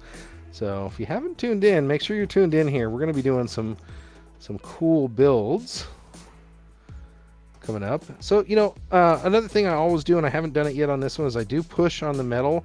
You'll see that there's a lot of like ribbing and lines. I am noticing they give you a lot of zip tie holes, which I like. They didn't give you any zip ties, but I do like all of the zip tie holes, which is pretty cool. So there we go. So I was just putting these extra standoffs in, and those are to support the back of the motherboard here, because I want it to have plenty of support when I put it in. Now I did put the, there we go. I did put the back plate in, and another thing I always mess up, and I'm just double checking, is a lot of these back plates have little pins that can accidentally get pushed into your HDMI ports if you're not careful, and I just missed them by doing that. So very good. I'm just going to double check the thread size, because some standoffs have different size threads. It looks like they're using the fine thread on this one's. So that's fine thread. So we're getting put together pretty fast here. I have a super surprise here. Like I said, Gamdia sent me their brand new cooler, and it's an LCD cooler, and I don't know, I'm super excited about that because I can put my logo on that, and I can use that in videos. I can also put stats and display on the video, so I can show, like, you know, on that top of my CPU cooler, my CPU temp. So I'm excited to see how that app works. But if you're just tuning in, this is John the Net Guy. We are taking a look here at this case, this fishbowl case from GIM. I'm throwing a machine together. Luckily, I got lots of other cool YouTubers here. Top of the Movo is begging for a radiator. Yes, yes, it is. They do give you quite a bit of room up here. I'm liking that, because I've had problems when you're trying to jam a top-mounted radiator, and now I can't get to the EPS connectors up there because the radiator's in the way. So I'm excited to see how this thing builds together today. Hopefully you guys are having a great night. You know what's funny is I'm going for speed here today, because I don't want to be on for too many hours here. You guys are going to get bored with me. But, you know, I do have a powered screwdriver that I actually do normally use, and I like to use. Thought I had one more, but I guess not. Okay. So I've got all of those in. I'm going to put my CPU connectors on up here, my supplemental CPU power. This cord is way too long, so we'll pull that back through when we're done. I am looking to see where my power supply power is going to loop around. I'm just trying to figure out a best way. Now, I'd probably be better off with some cable extensions. This is an all black version. I believe they even have a white version of this that one could put together. So I'm going to flip this over for a second. Just kind of look at what I'm dealing with here. And I've got a very large GPU coming in here, just to give you a hint. It's not a 4090, because I don't know if that would actually fit, but it is a large GPU. I'm just going to double check that this aligns and fits the way I want. Okay, that looks pretty good. Now, would I have liked to see USB Type-C? Yes, I tell every manufacturer that sends me a board in 2023 with just, you know, 2 and 3 that I would like to see Type-C. That's the sign of the times, you guys. We're getting there. That said, they never do. So we'll deal with what we deal with. I'm going to get the I/O started down here. Now I'm just looking again at the I/O block that they give me here. It doesn't have, some other manufacturers will block out your I/O and make it really easy. This one does not have that. I'll point that out. But nowadays these are getting pretty common, so I could almost do these blindfolded. So I'm going to just pull the USB 3 through and see where that came. I'm actually going to go down one for that. So just show you what I'm doing here. So I'm putting the USB 3 connector on. I noticed a lot of motherboards are going to like this front side I/O, where you can push your I/O in horizontally. That's pretty popular nowadays. So we're doing a live PC build here. Who knew we were going to do a combo show tonight? We're doing a live build. This is Daddy's new gaming PC, I should say. So I'm looking to see reset switch, power LED. Trying to get all of them on here properly. Power switch, hard drive. Yeah, somebody was talking on Twitter the other day. They said, when are the manufacturers just going to go to a block? And I think it was actually Pinky Tech. I can't remember if it was him or not, but they said all these things are really the same nowadays anyway, if you're a competent motherboard manufacturer and you're not doing anything too super crazy. I was the voice of objection there in some way. I said, I kind of like the idea that if I'm gonna maybe put a RAID card in or something, if it's like a server case, that you allow me to move it, or if I need to run my power switch to my LEDs, that I can do that. And actually, I'm trying to get this lined up and I'm having all sorts of problems. So yeah, maybe he was right about making this. Okay, so that I/O is connected. I've got my USB connected and I'm gonna plug my audio.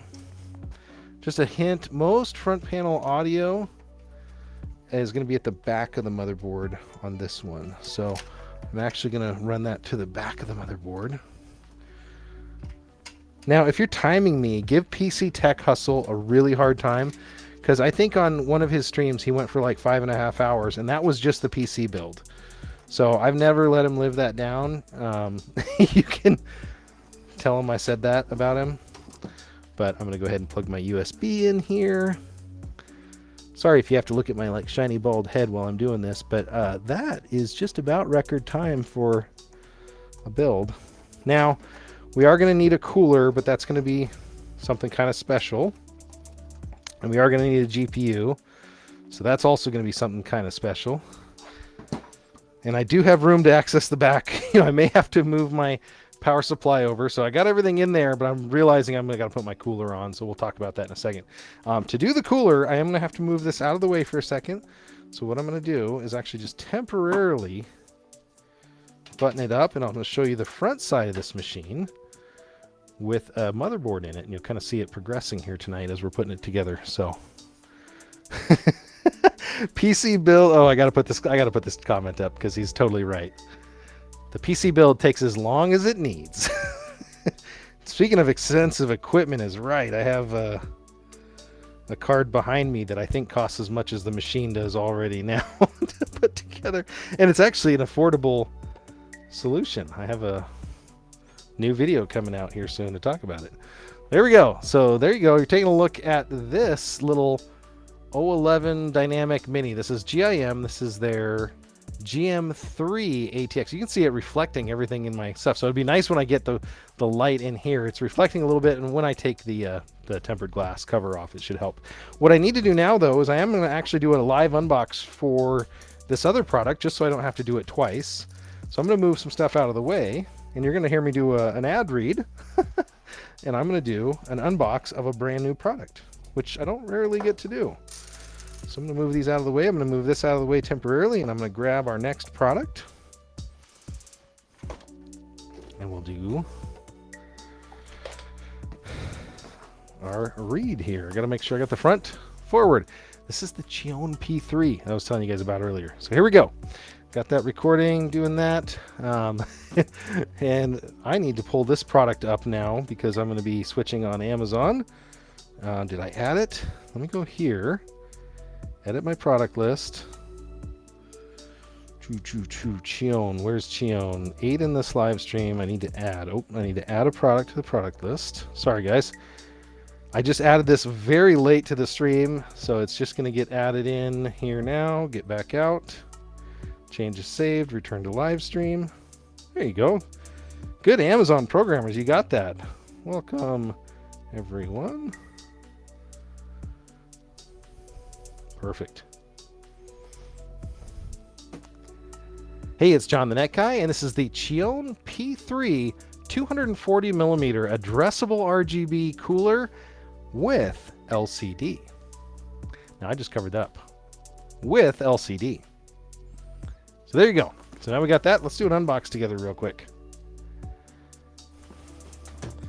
This is what I was saying I really like about it. Now I don't know if Craft Computing's watching. I think Jeff doesn't watch my stuff as much as he should. But there is a Tabby Cat. You could put a picture of whatever you want. You can put data if you want, or you could put picture and data, and you can use animated GIFs. Is it GIF? Is it GIF? I don't care. It's animated, and how cool would that be? So that's something I'm very excited for, is from GamDS. This is the 240U all-in-one gaming liquid CPU cooler, they're calling it. So I'm going to go ahead and pull this out. Now, this is available for Ryzen 6, 7, 8, 9, 5, 3000. This is all of the Ryzen CPUs. All of the base Intel CPUs are covered by this one. It's going to have a kit for all of them. I'm going to read them off here in a second just to be thorough. I'm going to put this back. Remember to save all of your connectors. I can't stress that enough. Save everything, just in case you ever have any sort of warranty issue. They stand by their products, so it's not going to be a big issue. But it's also, you never know when you change your CPU. I've gone from Intel. I was a big Ryzen fan, and I went to Intel and back. So there, man, that's what I'm looking at. Is this pump, does it have an integrated? It has an integrated fan, so that's really big for VRM cooling. Most of the time when you have this water block and pump system, you don't have any sort of airflow, so that's good. Now the screen on it here, would I like it to be larger? Probably. I'm going to remove this cover. Actually, I'm going to put the cover on until I get it in. It looks to be, that's the size of my thumb, about maybe an inch and a half. So there we go. And so there is the pump power connector. Now I'm interested to see what the data connector is. Oh, look at that data connector. I'm interested to see how the data comes from the Chion into this. So that'll be good.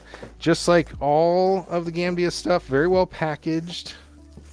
I'm going to take these out of the way. And there is their fan. Now the fan's looking different already. Okay. So this is their new ring fans. This is one thing I was wondering about. I have the Aeolus fan kit, and it has the newer style ring fans. This matches the Aeolus kit, so I think I'll be able to put all of my fans together. I've got a 4-fan kit plus these 2 in one. So there's one. Beautiful fans. Now, just a quick tip.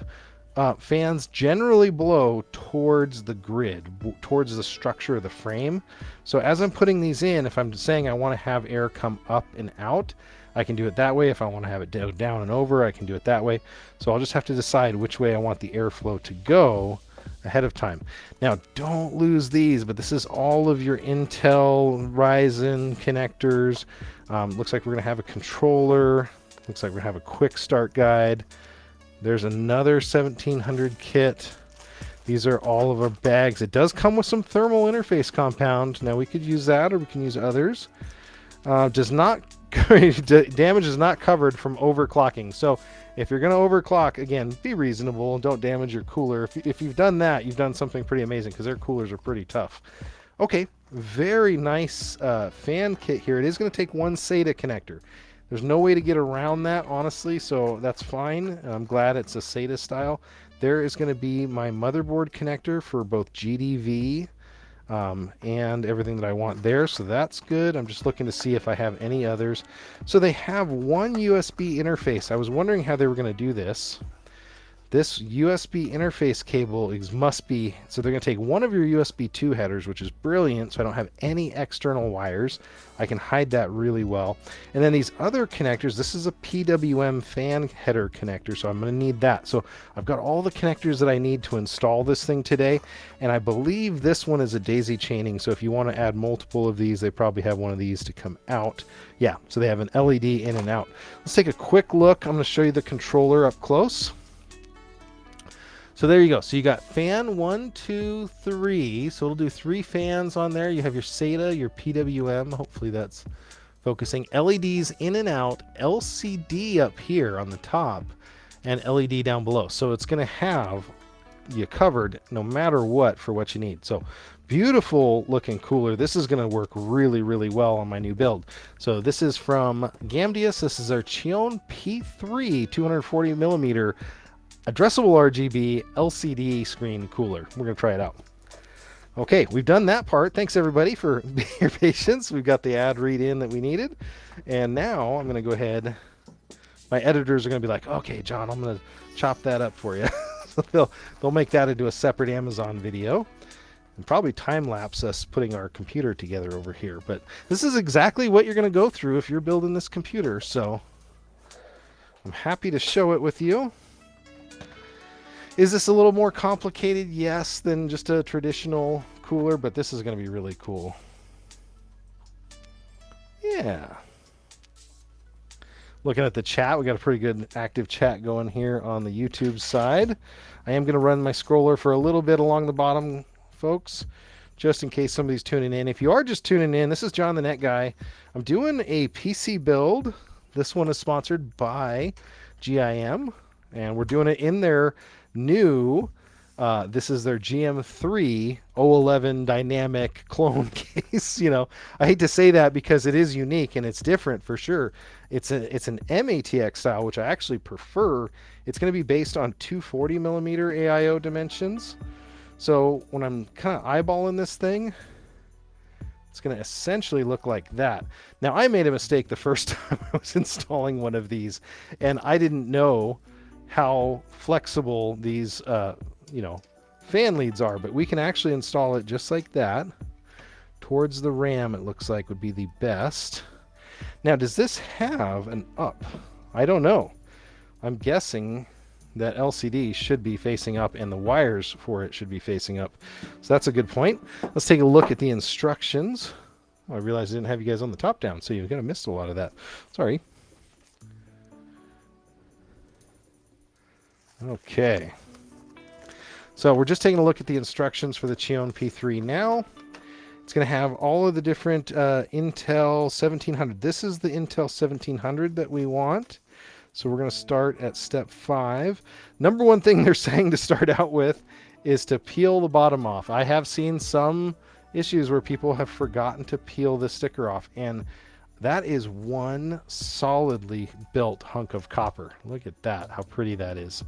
So that's what you want to see, is a very well milled copper plate for the heat. I'm just taking a look here. Turn off power, peel off, add thermal paste, spread thermal paste. I'm the kind of person that actually likes to, you know what I'm going to do? I am going to use their thermal paste. I want to just make sure when I do a fair review of the product that we include all of the components. I do have Thermal Grizzly. I don't know the difference, but I want to give them the best benefit of the doubt here. So I'm going to use their thermal paste during this installation. So there we go. Now, you can complain and tell me that I'm wrong, but I'm not. That's how much thermal interface compound I'm going to use. So you got enough to do a couple more machines with this that they've included. You don't need a ton. You can see it's just about half of a commercial toothpaste amount, right? Because people use way too much normally. Okay, so I'm just looking here at the different kits because they're going to have different back supports and things. There's a support. There is a couple metal pieces. And so now they're all labeled pretty well in this kit. I'm just looking here. And I'm kind of putting off to the side the stuff we won't use. So Intel 2011, 1150X, AMD, that's for your Ryzens out there. That one looks to be Intel. very small screws and the large standoffs. So this kit, I'm just trying to see if I missed the Intel standoffs. You know what? I will have to double check. No, those are the AMD standoffs here. I might have an issue because I notice I have two of this bag, and these are the temporary standoffs. Now I'm wondering if those just go on top of the existing AMD ones and give you a little more height. So let's take a look at their supply list. So L is for LGA. It's going to have those. LGA 1700, 1300, 15. One, oh, okay. So let's double check. So there's the Intel 2100s. Is this just general Intel 1500X? Okay, so these standoffs here is what they're saying are actually, sorry, that was a confusing thing for a second. That's what happens when we do this live. I was just making sure I had the right one. That's why the instructions always do help. Okay, so it's saying to spread everything out. Step 5, if I'm on the Intel train, is to flip the pump upside down. And then we're going to add, and it's very important to always have your orientations correct on here. Now it wants me to add these. And they only fit one way, and they're screwed in from the bottom with little screws. So these are the 4 little screws here. So if you're just tuning in, this is John the Net Guy. We're putting together the Chion P3. Now, of course, I moved my... There we go. This is actually pretty common for these AIO cooler assemblies, is they'll have a universal style to them, and then you'll have to put the correct brackets on in the correct order. And here we go. Okay, so that one worked pretty well. I'm just going to eyeball fit the Intel. Yeah, so the Intel bracket's going to work great on it. So there we go. I might tell them about their instructions. Their label on their thing says Intel. It should just say Intel all, you know, because we need to use the different Intel 1151 standoffs. But I'm going to do that. And it looks like they give you just kind of some extra. I'm going to do this. Okay. Now these don't have to be super tight, so I've gone ahead and I've tightened them. I'm tightening a little bit there, a little bit there, there, and there. I don't want to like overdo them because they're on a plastic, it looks like composite there. So I'm going to do something like this. Now it says that you can go ahead and attach the radiator first. I'm just looking at this, and I technically want to put my fans on. It's feeling like I want to do that while they're out of the machine. So I'm going to take this fan kit while I have it out, and I'm going to add the fans through the top here. Okay. So this other bag here has the longer fan screws, and these are heavy duty. I'm just noticing how heavy duty they are. As I mentioned, you kind of want to eyeball this stuff. This is my first time working on this specific cooler. So far, fit and finish looks really good. It's very comparable to their other stuff, which, again, their other stuff's been pretty good. Never had any complaints. Okay. I'm really excited to see how this works with the other fan kit, especially if I can daisy chain the LCD controllers, because that'll make it really easy to link everything up, and we'll get this thing fired up. Okay, so I got my one fan in. Now this is going to be naturally, because we can see the top of the fan blades there, this is going to naturally be blowing up. So it's going to be blowing up and out the top of the case, which is what I want for airflow. I do have a choice on to what to do to the side then. So I have this space here that I can put my other fans from my fan kit. I'm just debating on that. I'm just kind of thinking out loud right now. What do I want to do there? I have some neat options that I could do. Just putting these in. I am excited to have my little tiny NetGuy logo on that LCD. Let me know in the chat, what would you put in your LCD? If you had this, silver dollar sized LCD, what would you display on it? Do you have a logo? Do you have a gamer tag that you use? You have your favorite video game hero? Yeah, Jonathan Talks Hardware's checking in. He says, great YouTuber, by the way, my logo. So, that would be something cool. I can definitely see that. I don't have my logo file handy. That would have been brilliant to have all that ready. Okay, so this is what I'm looking at, and of course I put the fans on backwards. So just looking at that, I was like, okay, so I'm going to eyeball this. That's probably why they want you to put the fans in first. I'm just going to set this down here and not hit anything. And I'm just going to verify. Yeah, I want those fans flipped to 180. See, I should have done that. Follow the instructions or do things twice. So let's do that. I'm catching up really quick on PC Tech Hustle, but what I'm going to show you is cool about this is you can leave those screws in here. This is the beauty about this, is you can actually flip these fans over without having to really do anything but just reposition them. Got it. Up and flip and down. Oh, wait till you see the GPU for this thing. I think it's going to fit. I didn't check that. So if you are using a really large GPU, that is another reason to maybe get one of these styles of cases, is they do have a lot of room to offer you. So that can be beneficial. As far as the Intel 12700, I don't know the exact TDP. I do believe it's over 100 watts on that.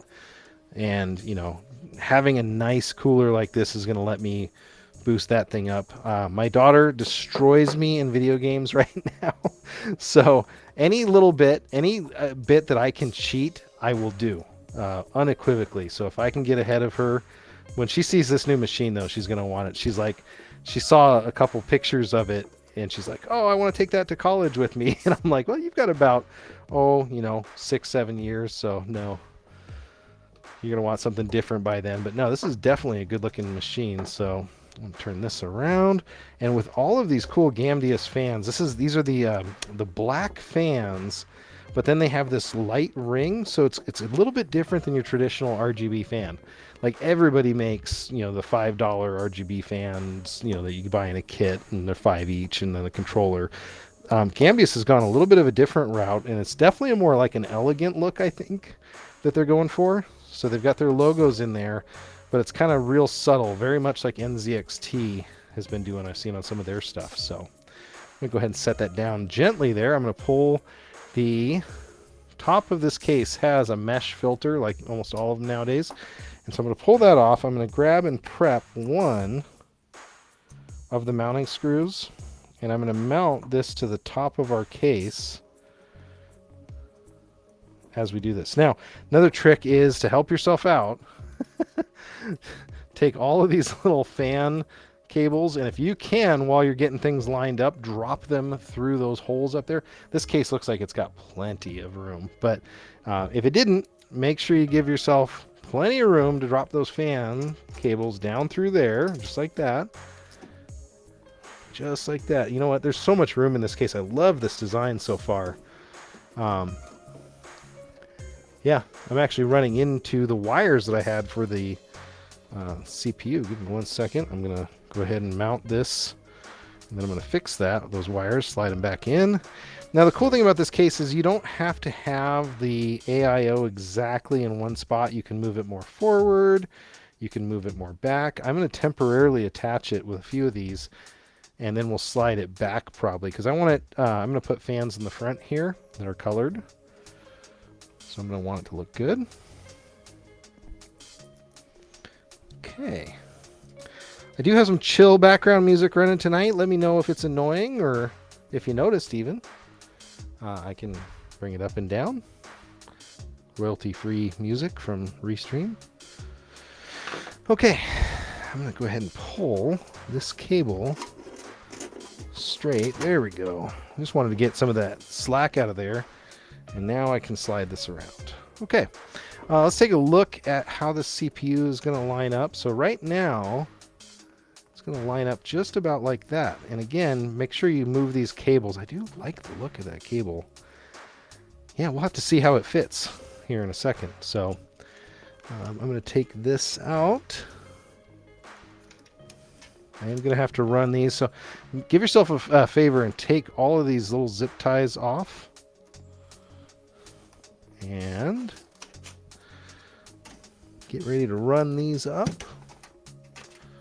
I'm just running them through the back, through the opening here, so that my fans are nice and clear. I'm not going to have any issues.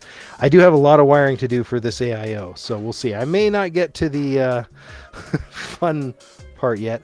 I am just aligning it here, and that's going to push some of the CPU thermal compound down. I'm just aligning it to where that backplate is going to go. So these standoffs here from the instructions are to be put, it looks like, underneath as a spacer for the CPU guide. So these ones here hold on to this. Now this is important. If you're going to be like me and you're going to the Intel 1700, it looks like you're going to go down one notch. So there's 3 notches. So you're going to be in that center notch, one notch, one notch, one notch. And what that's doing is it's aligning these up. Now don't do as I did and just drop that one, but I'm going to get these aligned. I did put a very small amount of thermal compound here just as I was getting things aligned, and it's only because I don't want to spread that anymore. Thermal compound, like once you get it going everywhere, it is impossible to clean. So I'm going to get this lined up. Now what's cool about using these is if you've done this right, you can actually use it to kind of hold in your CPU backplate there. But I'm actually going to need this one. That's the same one there. These are those. There was one more kit, the Intel. I thought I saw it. I believe it was the 2100. That's this kit. AMD. Oh, sorry, 1 second. Live show, that's what you get.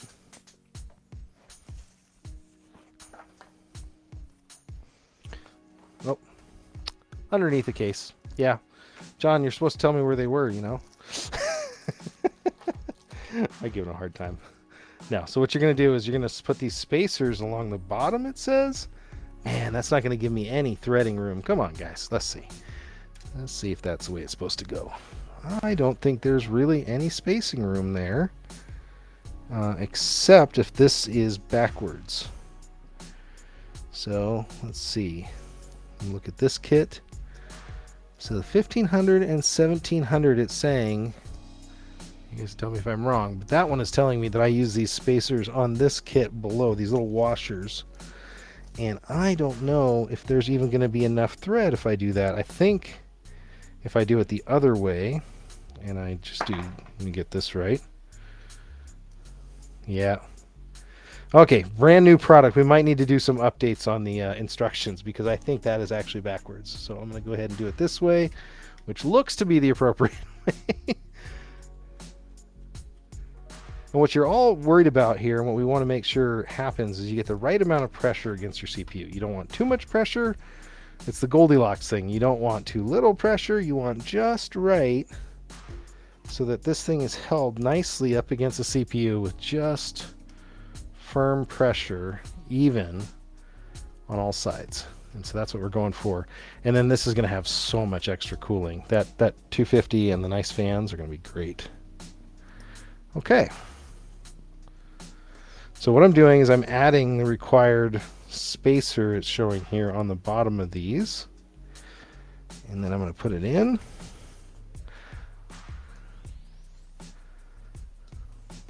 Okay. And we'll know right away how everything works. If I fire it up and it's, 5 million degrees, it's going to be an interesting test. Okay.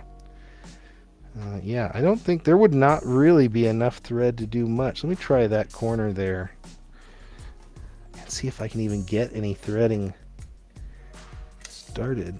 No, not really. That was what I was worried about. I'm trying it the other way, so I'm using the short side like the instructions show. Yeah, but I don't see it actually fitting real well here. Oh, I was able to get enough threads that way, so I'm going to do it the way they say. It just didn't look right when I didn't have the gap right the first time. So okay, so what I was talking about is flipping this over, and I'll put this in. Sometimes that can actually help if you're having trouble, especially on AMDs, because the backplate falls out. You can actually attach some of the standoffs and use it to hold pressure against the back, or you can use a piece of tape on the back to hold the backplate on. I've done that. That you remove later, of course. You don't want anything conductive. But I'm just going to do this. Realistically, the gap is the same regardless of which way is up, so as long as it's got a thread in there and it's able to do it, we're going to be fine. I'm just going to follow their instructions as much as I can.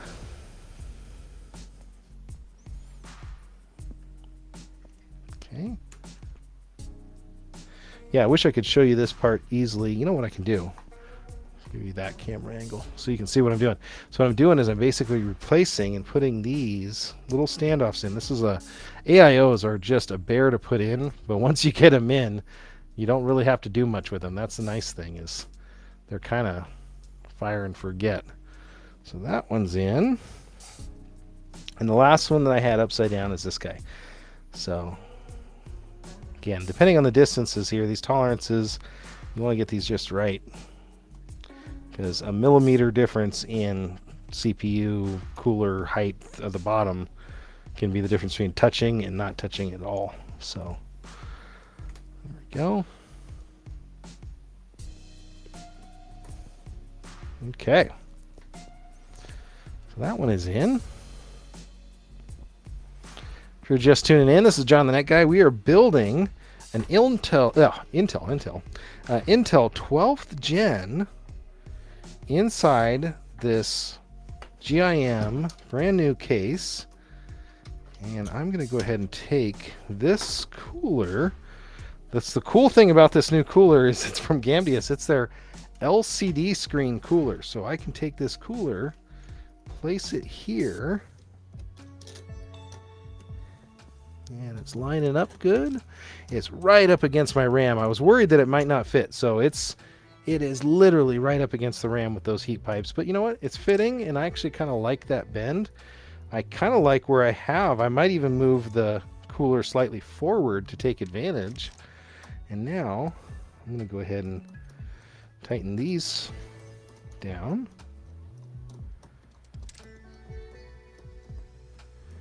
Okay. Got my CPU cooler standoffs.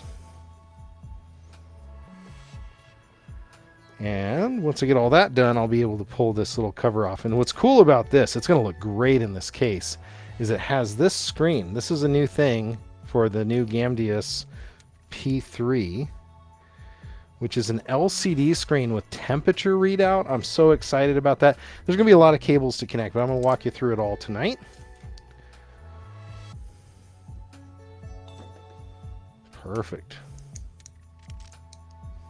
This is going to be the tightest one to get to down in the corner. And of course, I got thermal paste on myself because why not? Put the bracket before putting the motherboard in the case. You know, John, you're absolutely right on that. He's giving me some tips here. Put the bracket on. It is easier to do it that way. You're absolutely right. The only reason I might have done that in this one, to give myself an excuse, is that the back side of the motherboard was open.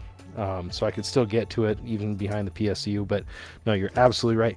You know what I'm going to do is I'm going to slide this thing forward, almost touching the front, this cooler. And the reason for that is I want to give myself as much room as possible for this AIO, I want to give myself as much room as possible because I think it's going to look great if I have this set up this way. So I can get those heat pipes out of the way. As long as the pipes are above the pump, we're good. Gamers Nexus people will no doubt flame me in the chat if I did it wrong. You might want to do a front mount radiator. Well, I can't do necessarily a front mount. I do think you might be onto something, Jonathan, though, on the position. I could totally see this mounting for, you know? What do you think? Are we call an audible, Jonathan? Is that what you're helping me with? Let's take a look at what this might look like. Because I have 4 fans, and there's enough room up here on top. There we go. Luckily, that one is fallen where I can see it. There's enough room, John. I think you might be right. I might try to... Let's swing this thing around.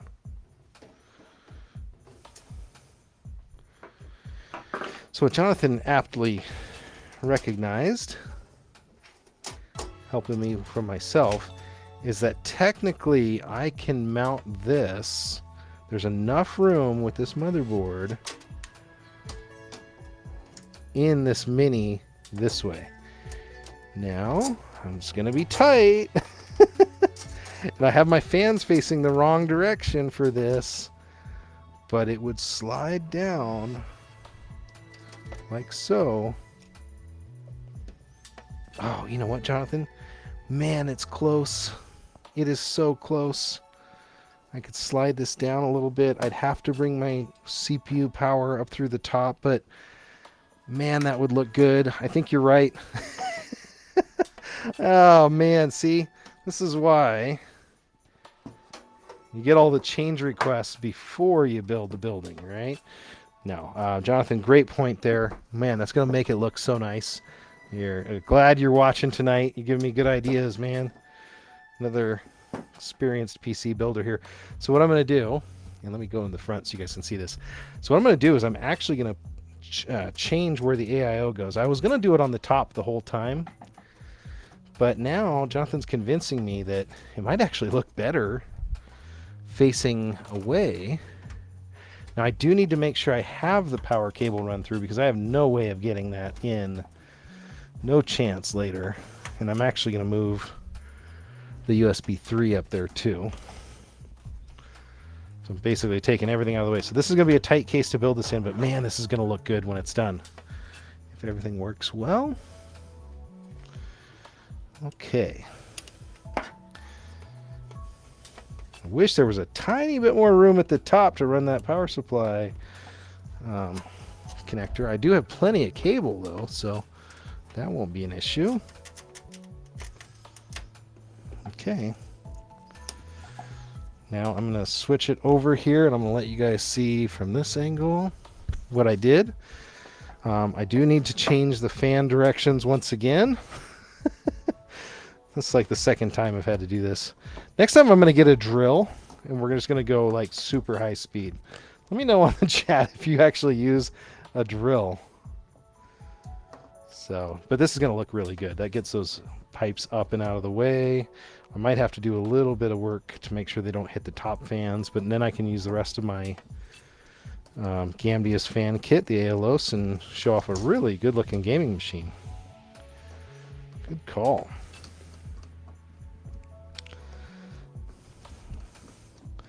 Hopefully I still have clearance for my GPU. It looks like I should. Tubes down so the bubbles will be in the rad. I could do that. The only problem with that, Jonathan, is my GPU that I'm getting is going to be covering. It's going to be long. But we'll see. We'll see. We can try it both ways. That's the nice thing about building computers. It's like building a hot rod, right? You can literally do it any which way you want. So here we go. I see a few of you are watching on YouTube. That's like, you know, my mom, my uncle, my sister, my nephew. Okay, so now that I've changed these fans 6 times, now I'm going to do this. I'm going to do this. Okay. I'm going to do this. Okay.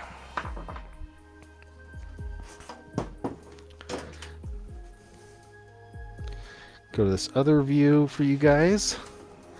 So you see what Jonathan and I were jibber-jabbering about. Basically, I'm going to sneak these cables through the side now. I'm going to sneak this cable through the side now.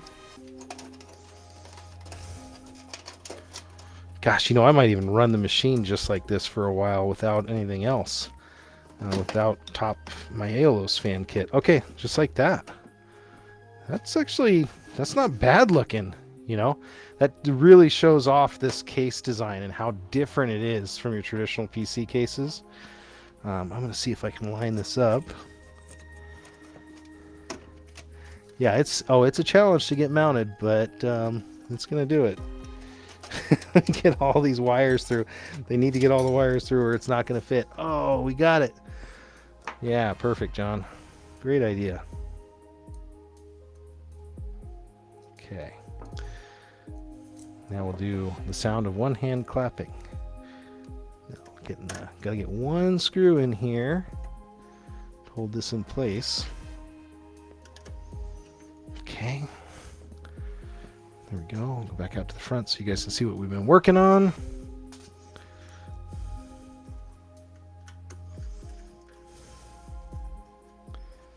There we go.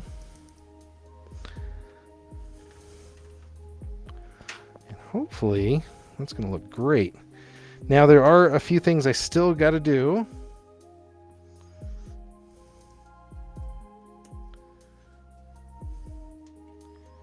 I'm still going to have to plug in some of the I/O connectors here.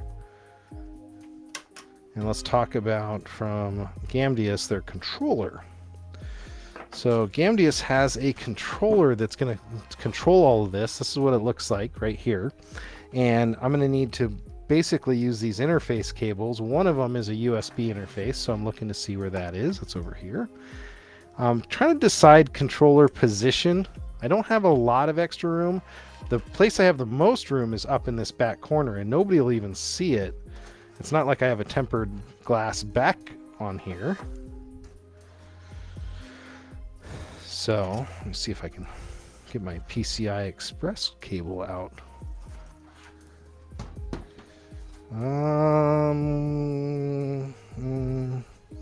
It's probably gonna have to go out through the bottom. So this is my video card cable. So most good GPUs are going to take a ton of extra supplemental power. That's what I'm putting through here now. So do that.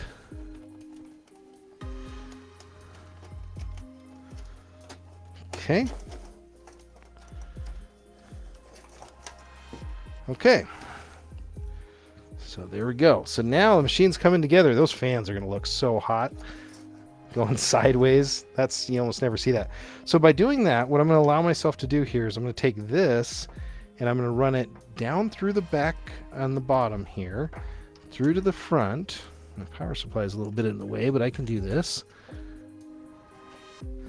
And then I'm going to plug this into one of the empty USB headers. So let me show you what that looks like, because this is an important step. So there are two USB 2.0 headers on this case, and this one just happens to be what the controller is going to plug into. So that's where you're going to upload your images and all that cool stuff, and you don't have to have any additional plugs or hardware. So that's pretty cool right off the bat. Okay, we can start to look at this controller now. I'm going to kind of do some little bit basic cable management here. I'm going to bring them up. I've looped it unintentionally around. This is the nice thing about a modular power supply, is I had that cable looped there. I can unloop it and plug this back in. There we go. This is the other cable. So these are going to have to go up here into the I/O. So I'm going to get everything out of the way. Actually, no, I don't mind this. I don't want too many cables in front of my AIO, so I'm going to probably kind of channel them down that side eventually. But what I'm going to do now is take this controller, and these are my fans. So it is magnet mount though. I just noticed that. So technically it would normally magnetize to some of this. I'm going to put fan 1 there.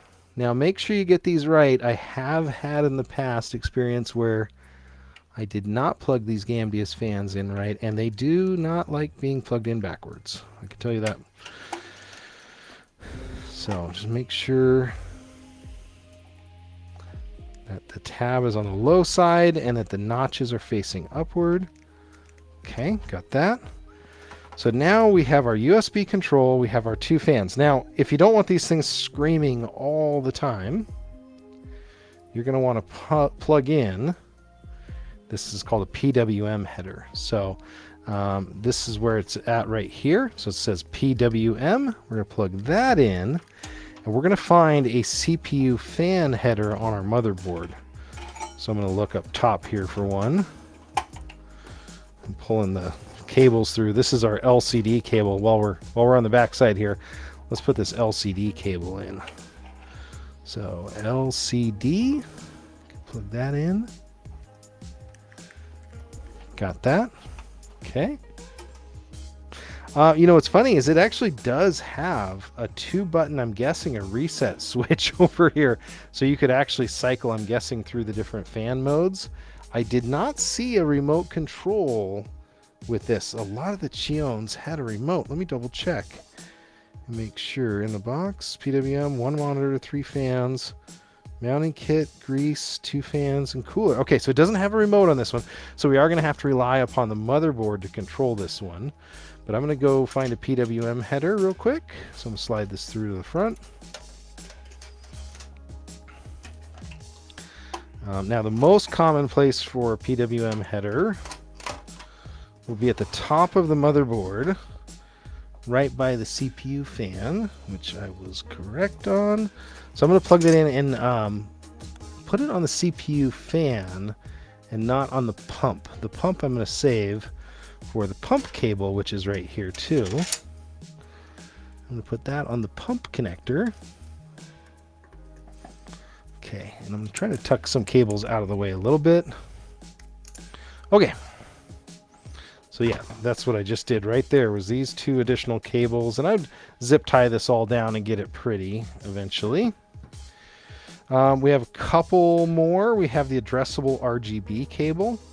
So this is the one that's going to let the motherboard software control what colors the PC is. So again, starting on the back side, let's talk through that. So it's going to be on the LED in. I plug this in. Now, if I want to make less cables up top, I can run down here. Usually there's one near the bottom of the motherboard, which there are. So I'm going to go ahead and do that. So I'm going to pull that through, twist it over, plug that on. Okay. So yeah, we're cooking with gas here. We're moving right along. I need my SATA connector here. So give you the backside view of this. So my power supply has modular cables, but I do need 1 SATA power, so I'm going to have to bring that back in. Okay, Jonathan, we're just about ready to post. We're missing a couple things. 1, a GPU. So we'll leave that what it is. I need to put a GPU in here, yes. I have SATA power for my control. I have all my other power connectors. Anybody think what we're missing? Let's grab a GPU while we're at it. Let's do that. Just clean this up. Just double checking. Okay. Let's see. Drum roll, please, for the GPU. This does not look that big until you put it in front of the case. This is a 7900 XT from Sapphire. So I'm working with Sapphire now as a sponsor, and this is their 7900 XT Pulse edition, which means it's not going to have a ton of extra RGB, but it is going to have their Vortex fans that are in there. That's a cool upgrade. You know what I didn't do?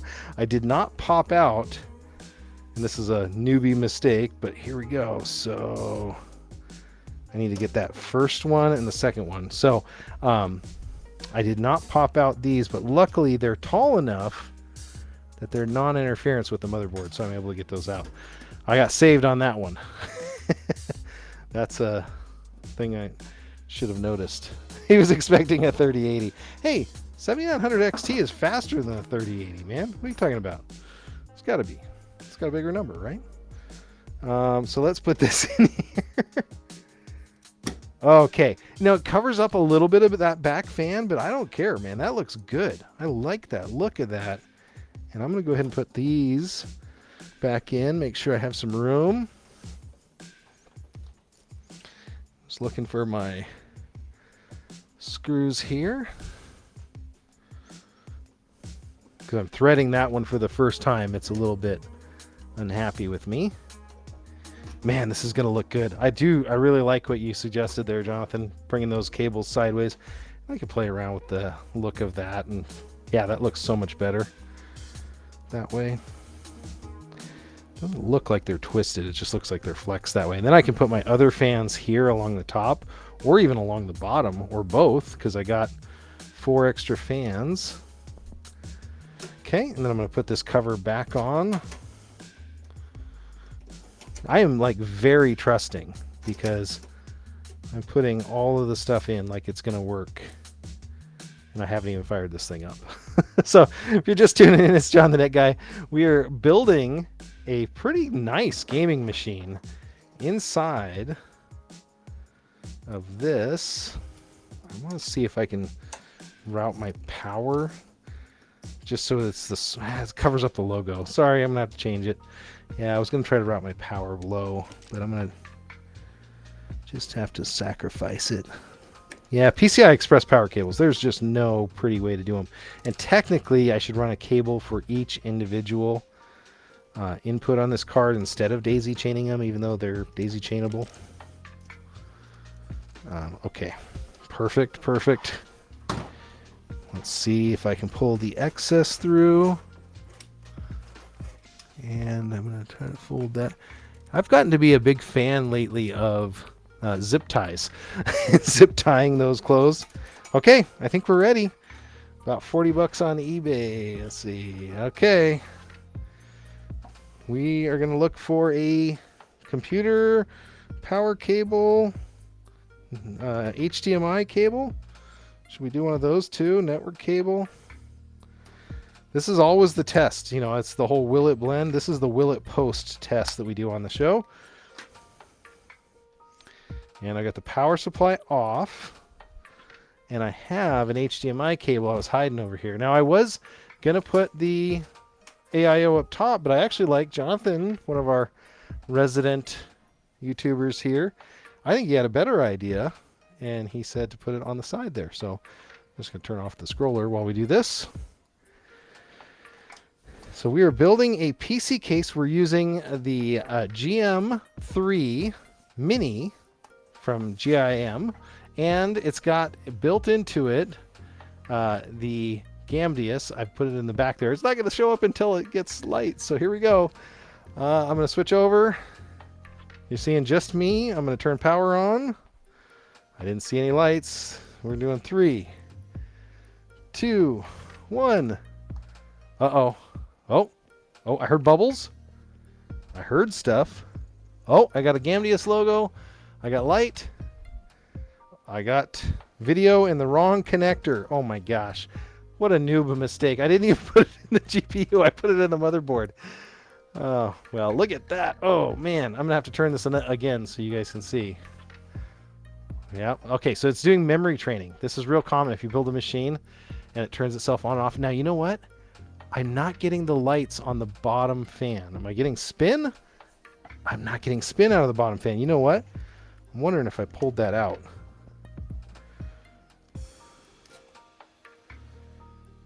Fan 1, fan 2, fan 1, fan 2. Oh, no. I did not get that one right somehow. This one fan, and I don't know if it's this cable or what. if it got flexed, but I'm not getting the coolness out of there. But oh, hey, look at that new CPU, new everything. Oh, I want that other ring. Look at that ring light. Yeah. Well, the good news is I got a bunch more fans to throw in here. So let me just put this on the top down so you guys can see it, what it looks like. What I was talking about. Oh, look at that. So the Gamdius logo is like totally glitching. That's awesome.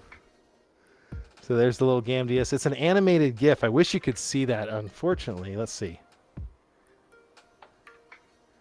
Yeah, so they've got this kind of glitch logo that they're running. Now, unfortunately, this fan down below, now that I did all that work, did not fire up the first time. And I've got it plugged into the controller. Let me do something. I'm going to actually swap the plug locations on those and just see if it's controller or fan that I did wrong. But yeah. Oh, was that it? Is it training? Did I do it? There it was. Me. All me. Yeah. So, pretty darn close. Pretty darn close, except that was me. I had it plugged in wrong. Let's see. Come on, baby. Let's go back over here and see what it's firing up as.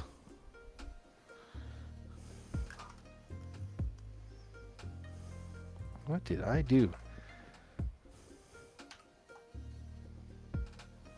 Here we go. I see lights. Lights.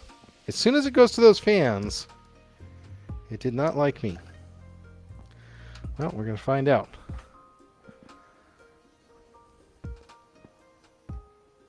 No, not liking me.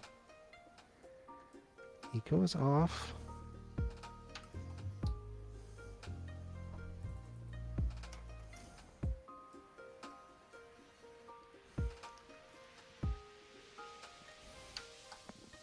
Well. Oh, that's terminal. Am I going to have to flash the BIOS? My luck.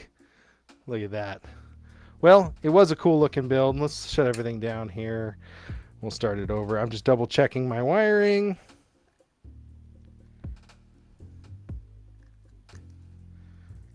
Yeah. Yeah, that's set right. Let's do it back on. We had the post. We had it giving us a BIOS. That's the craziest thing. Who knows what I did wrong? I'm blaming operator here. It was when I put that top fan in. Now I switched ports on them. Nope, it just did that again. Oh man.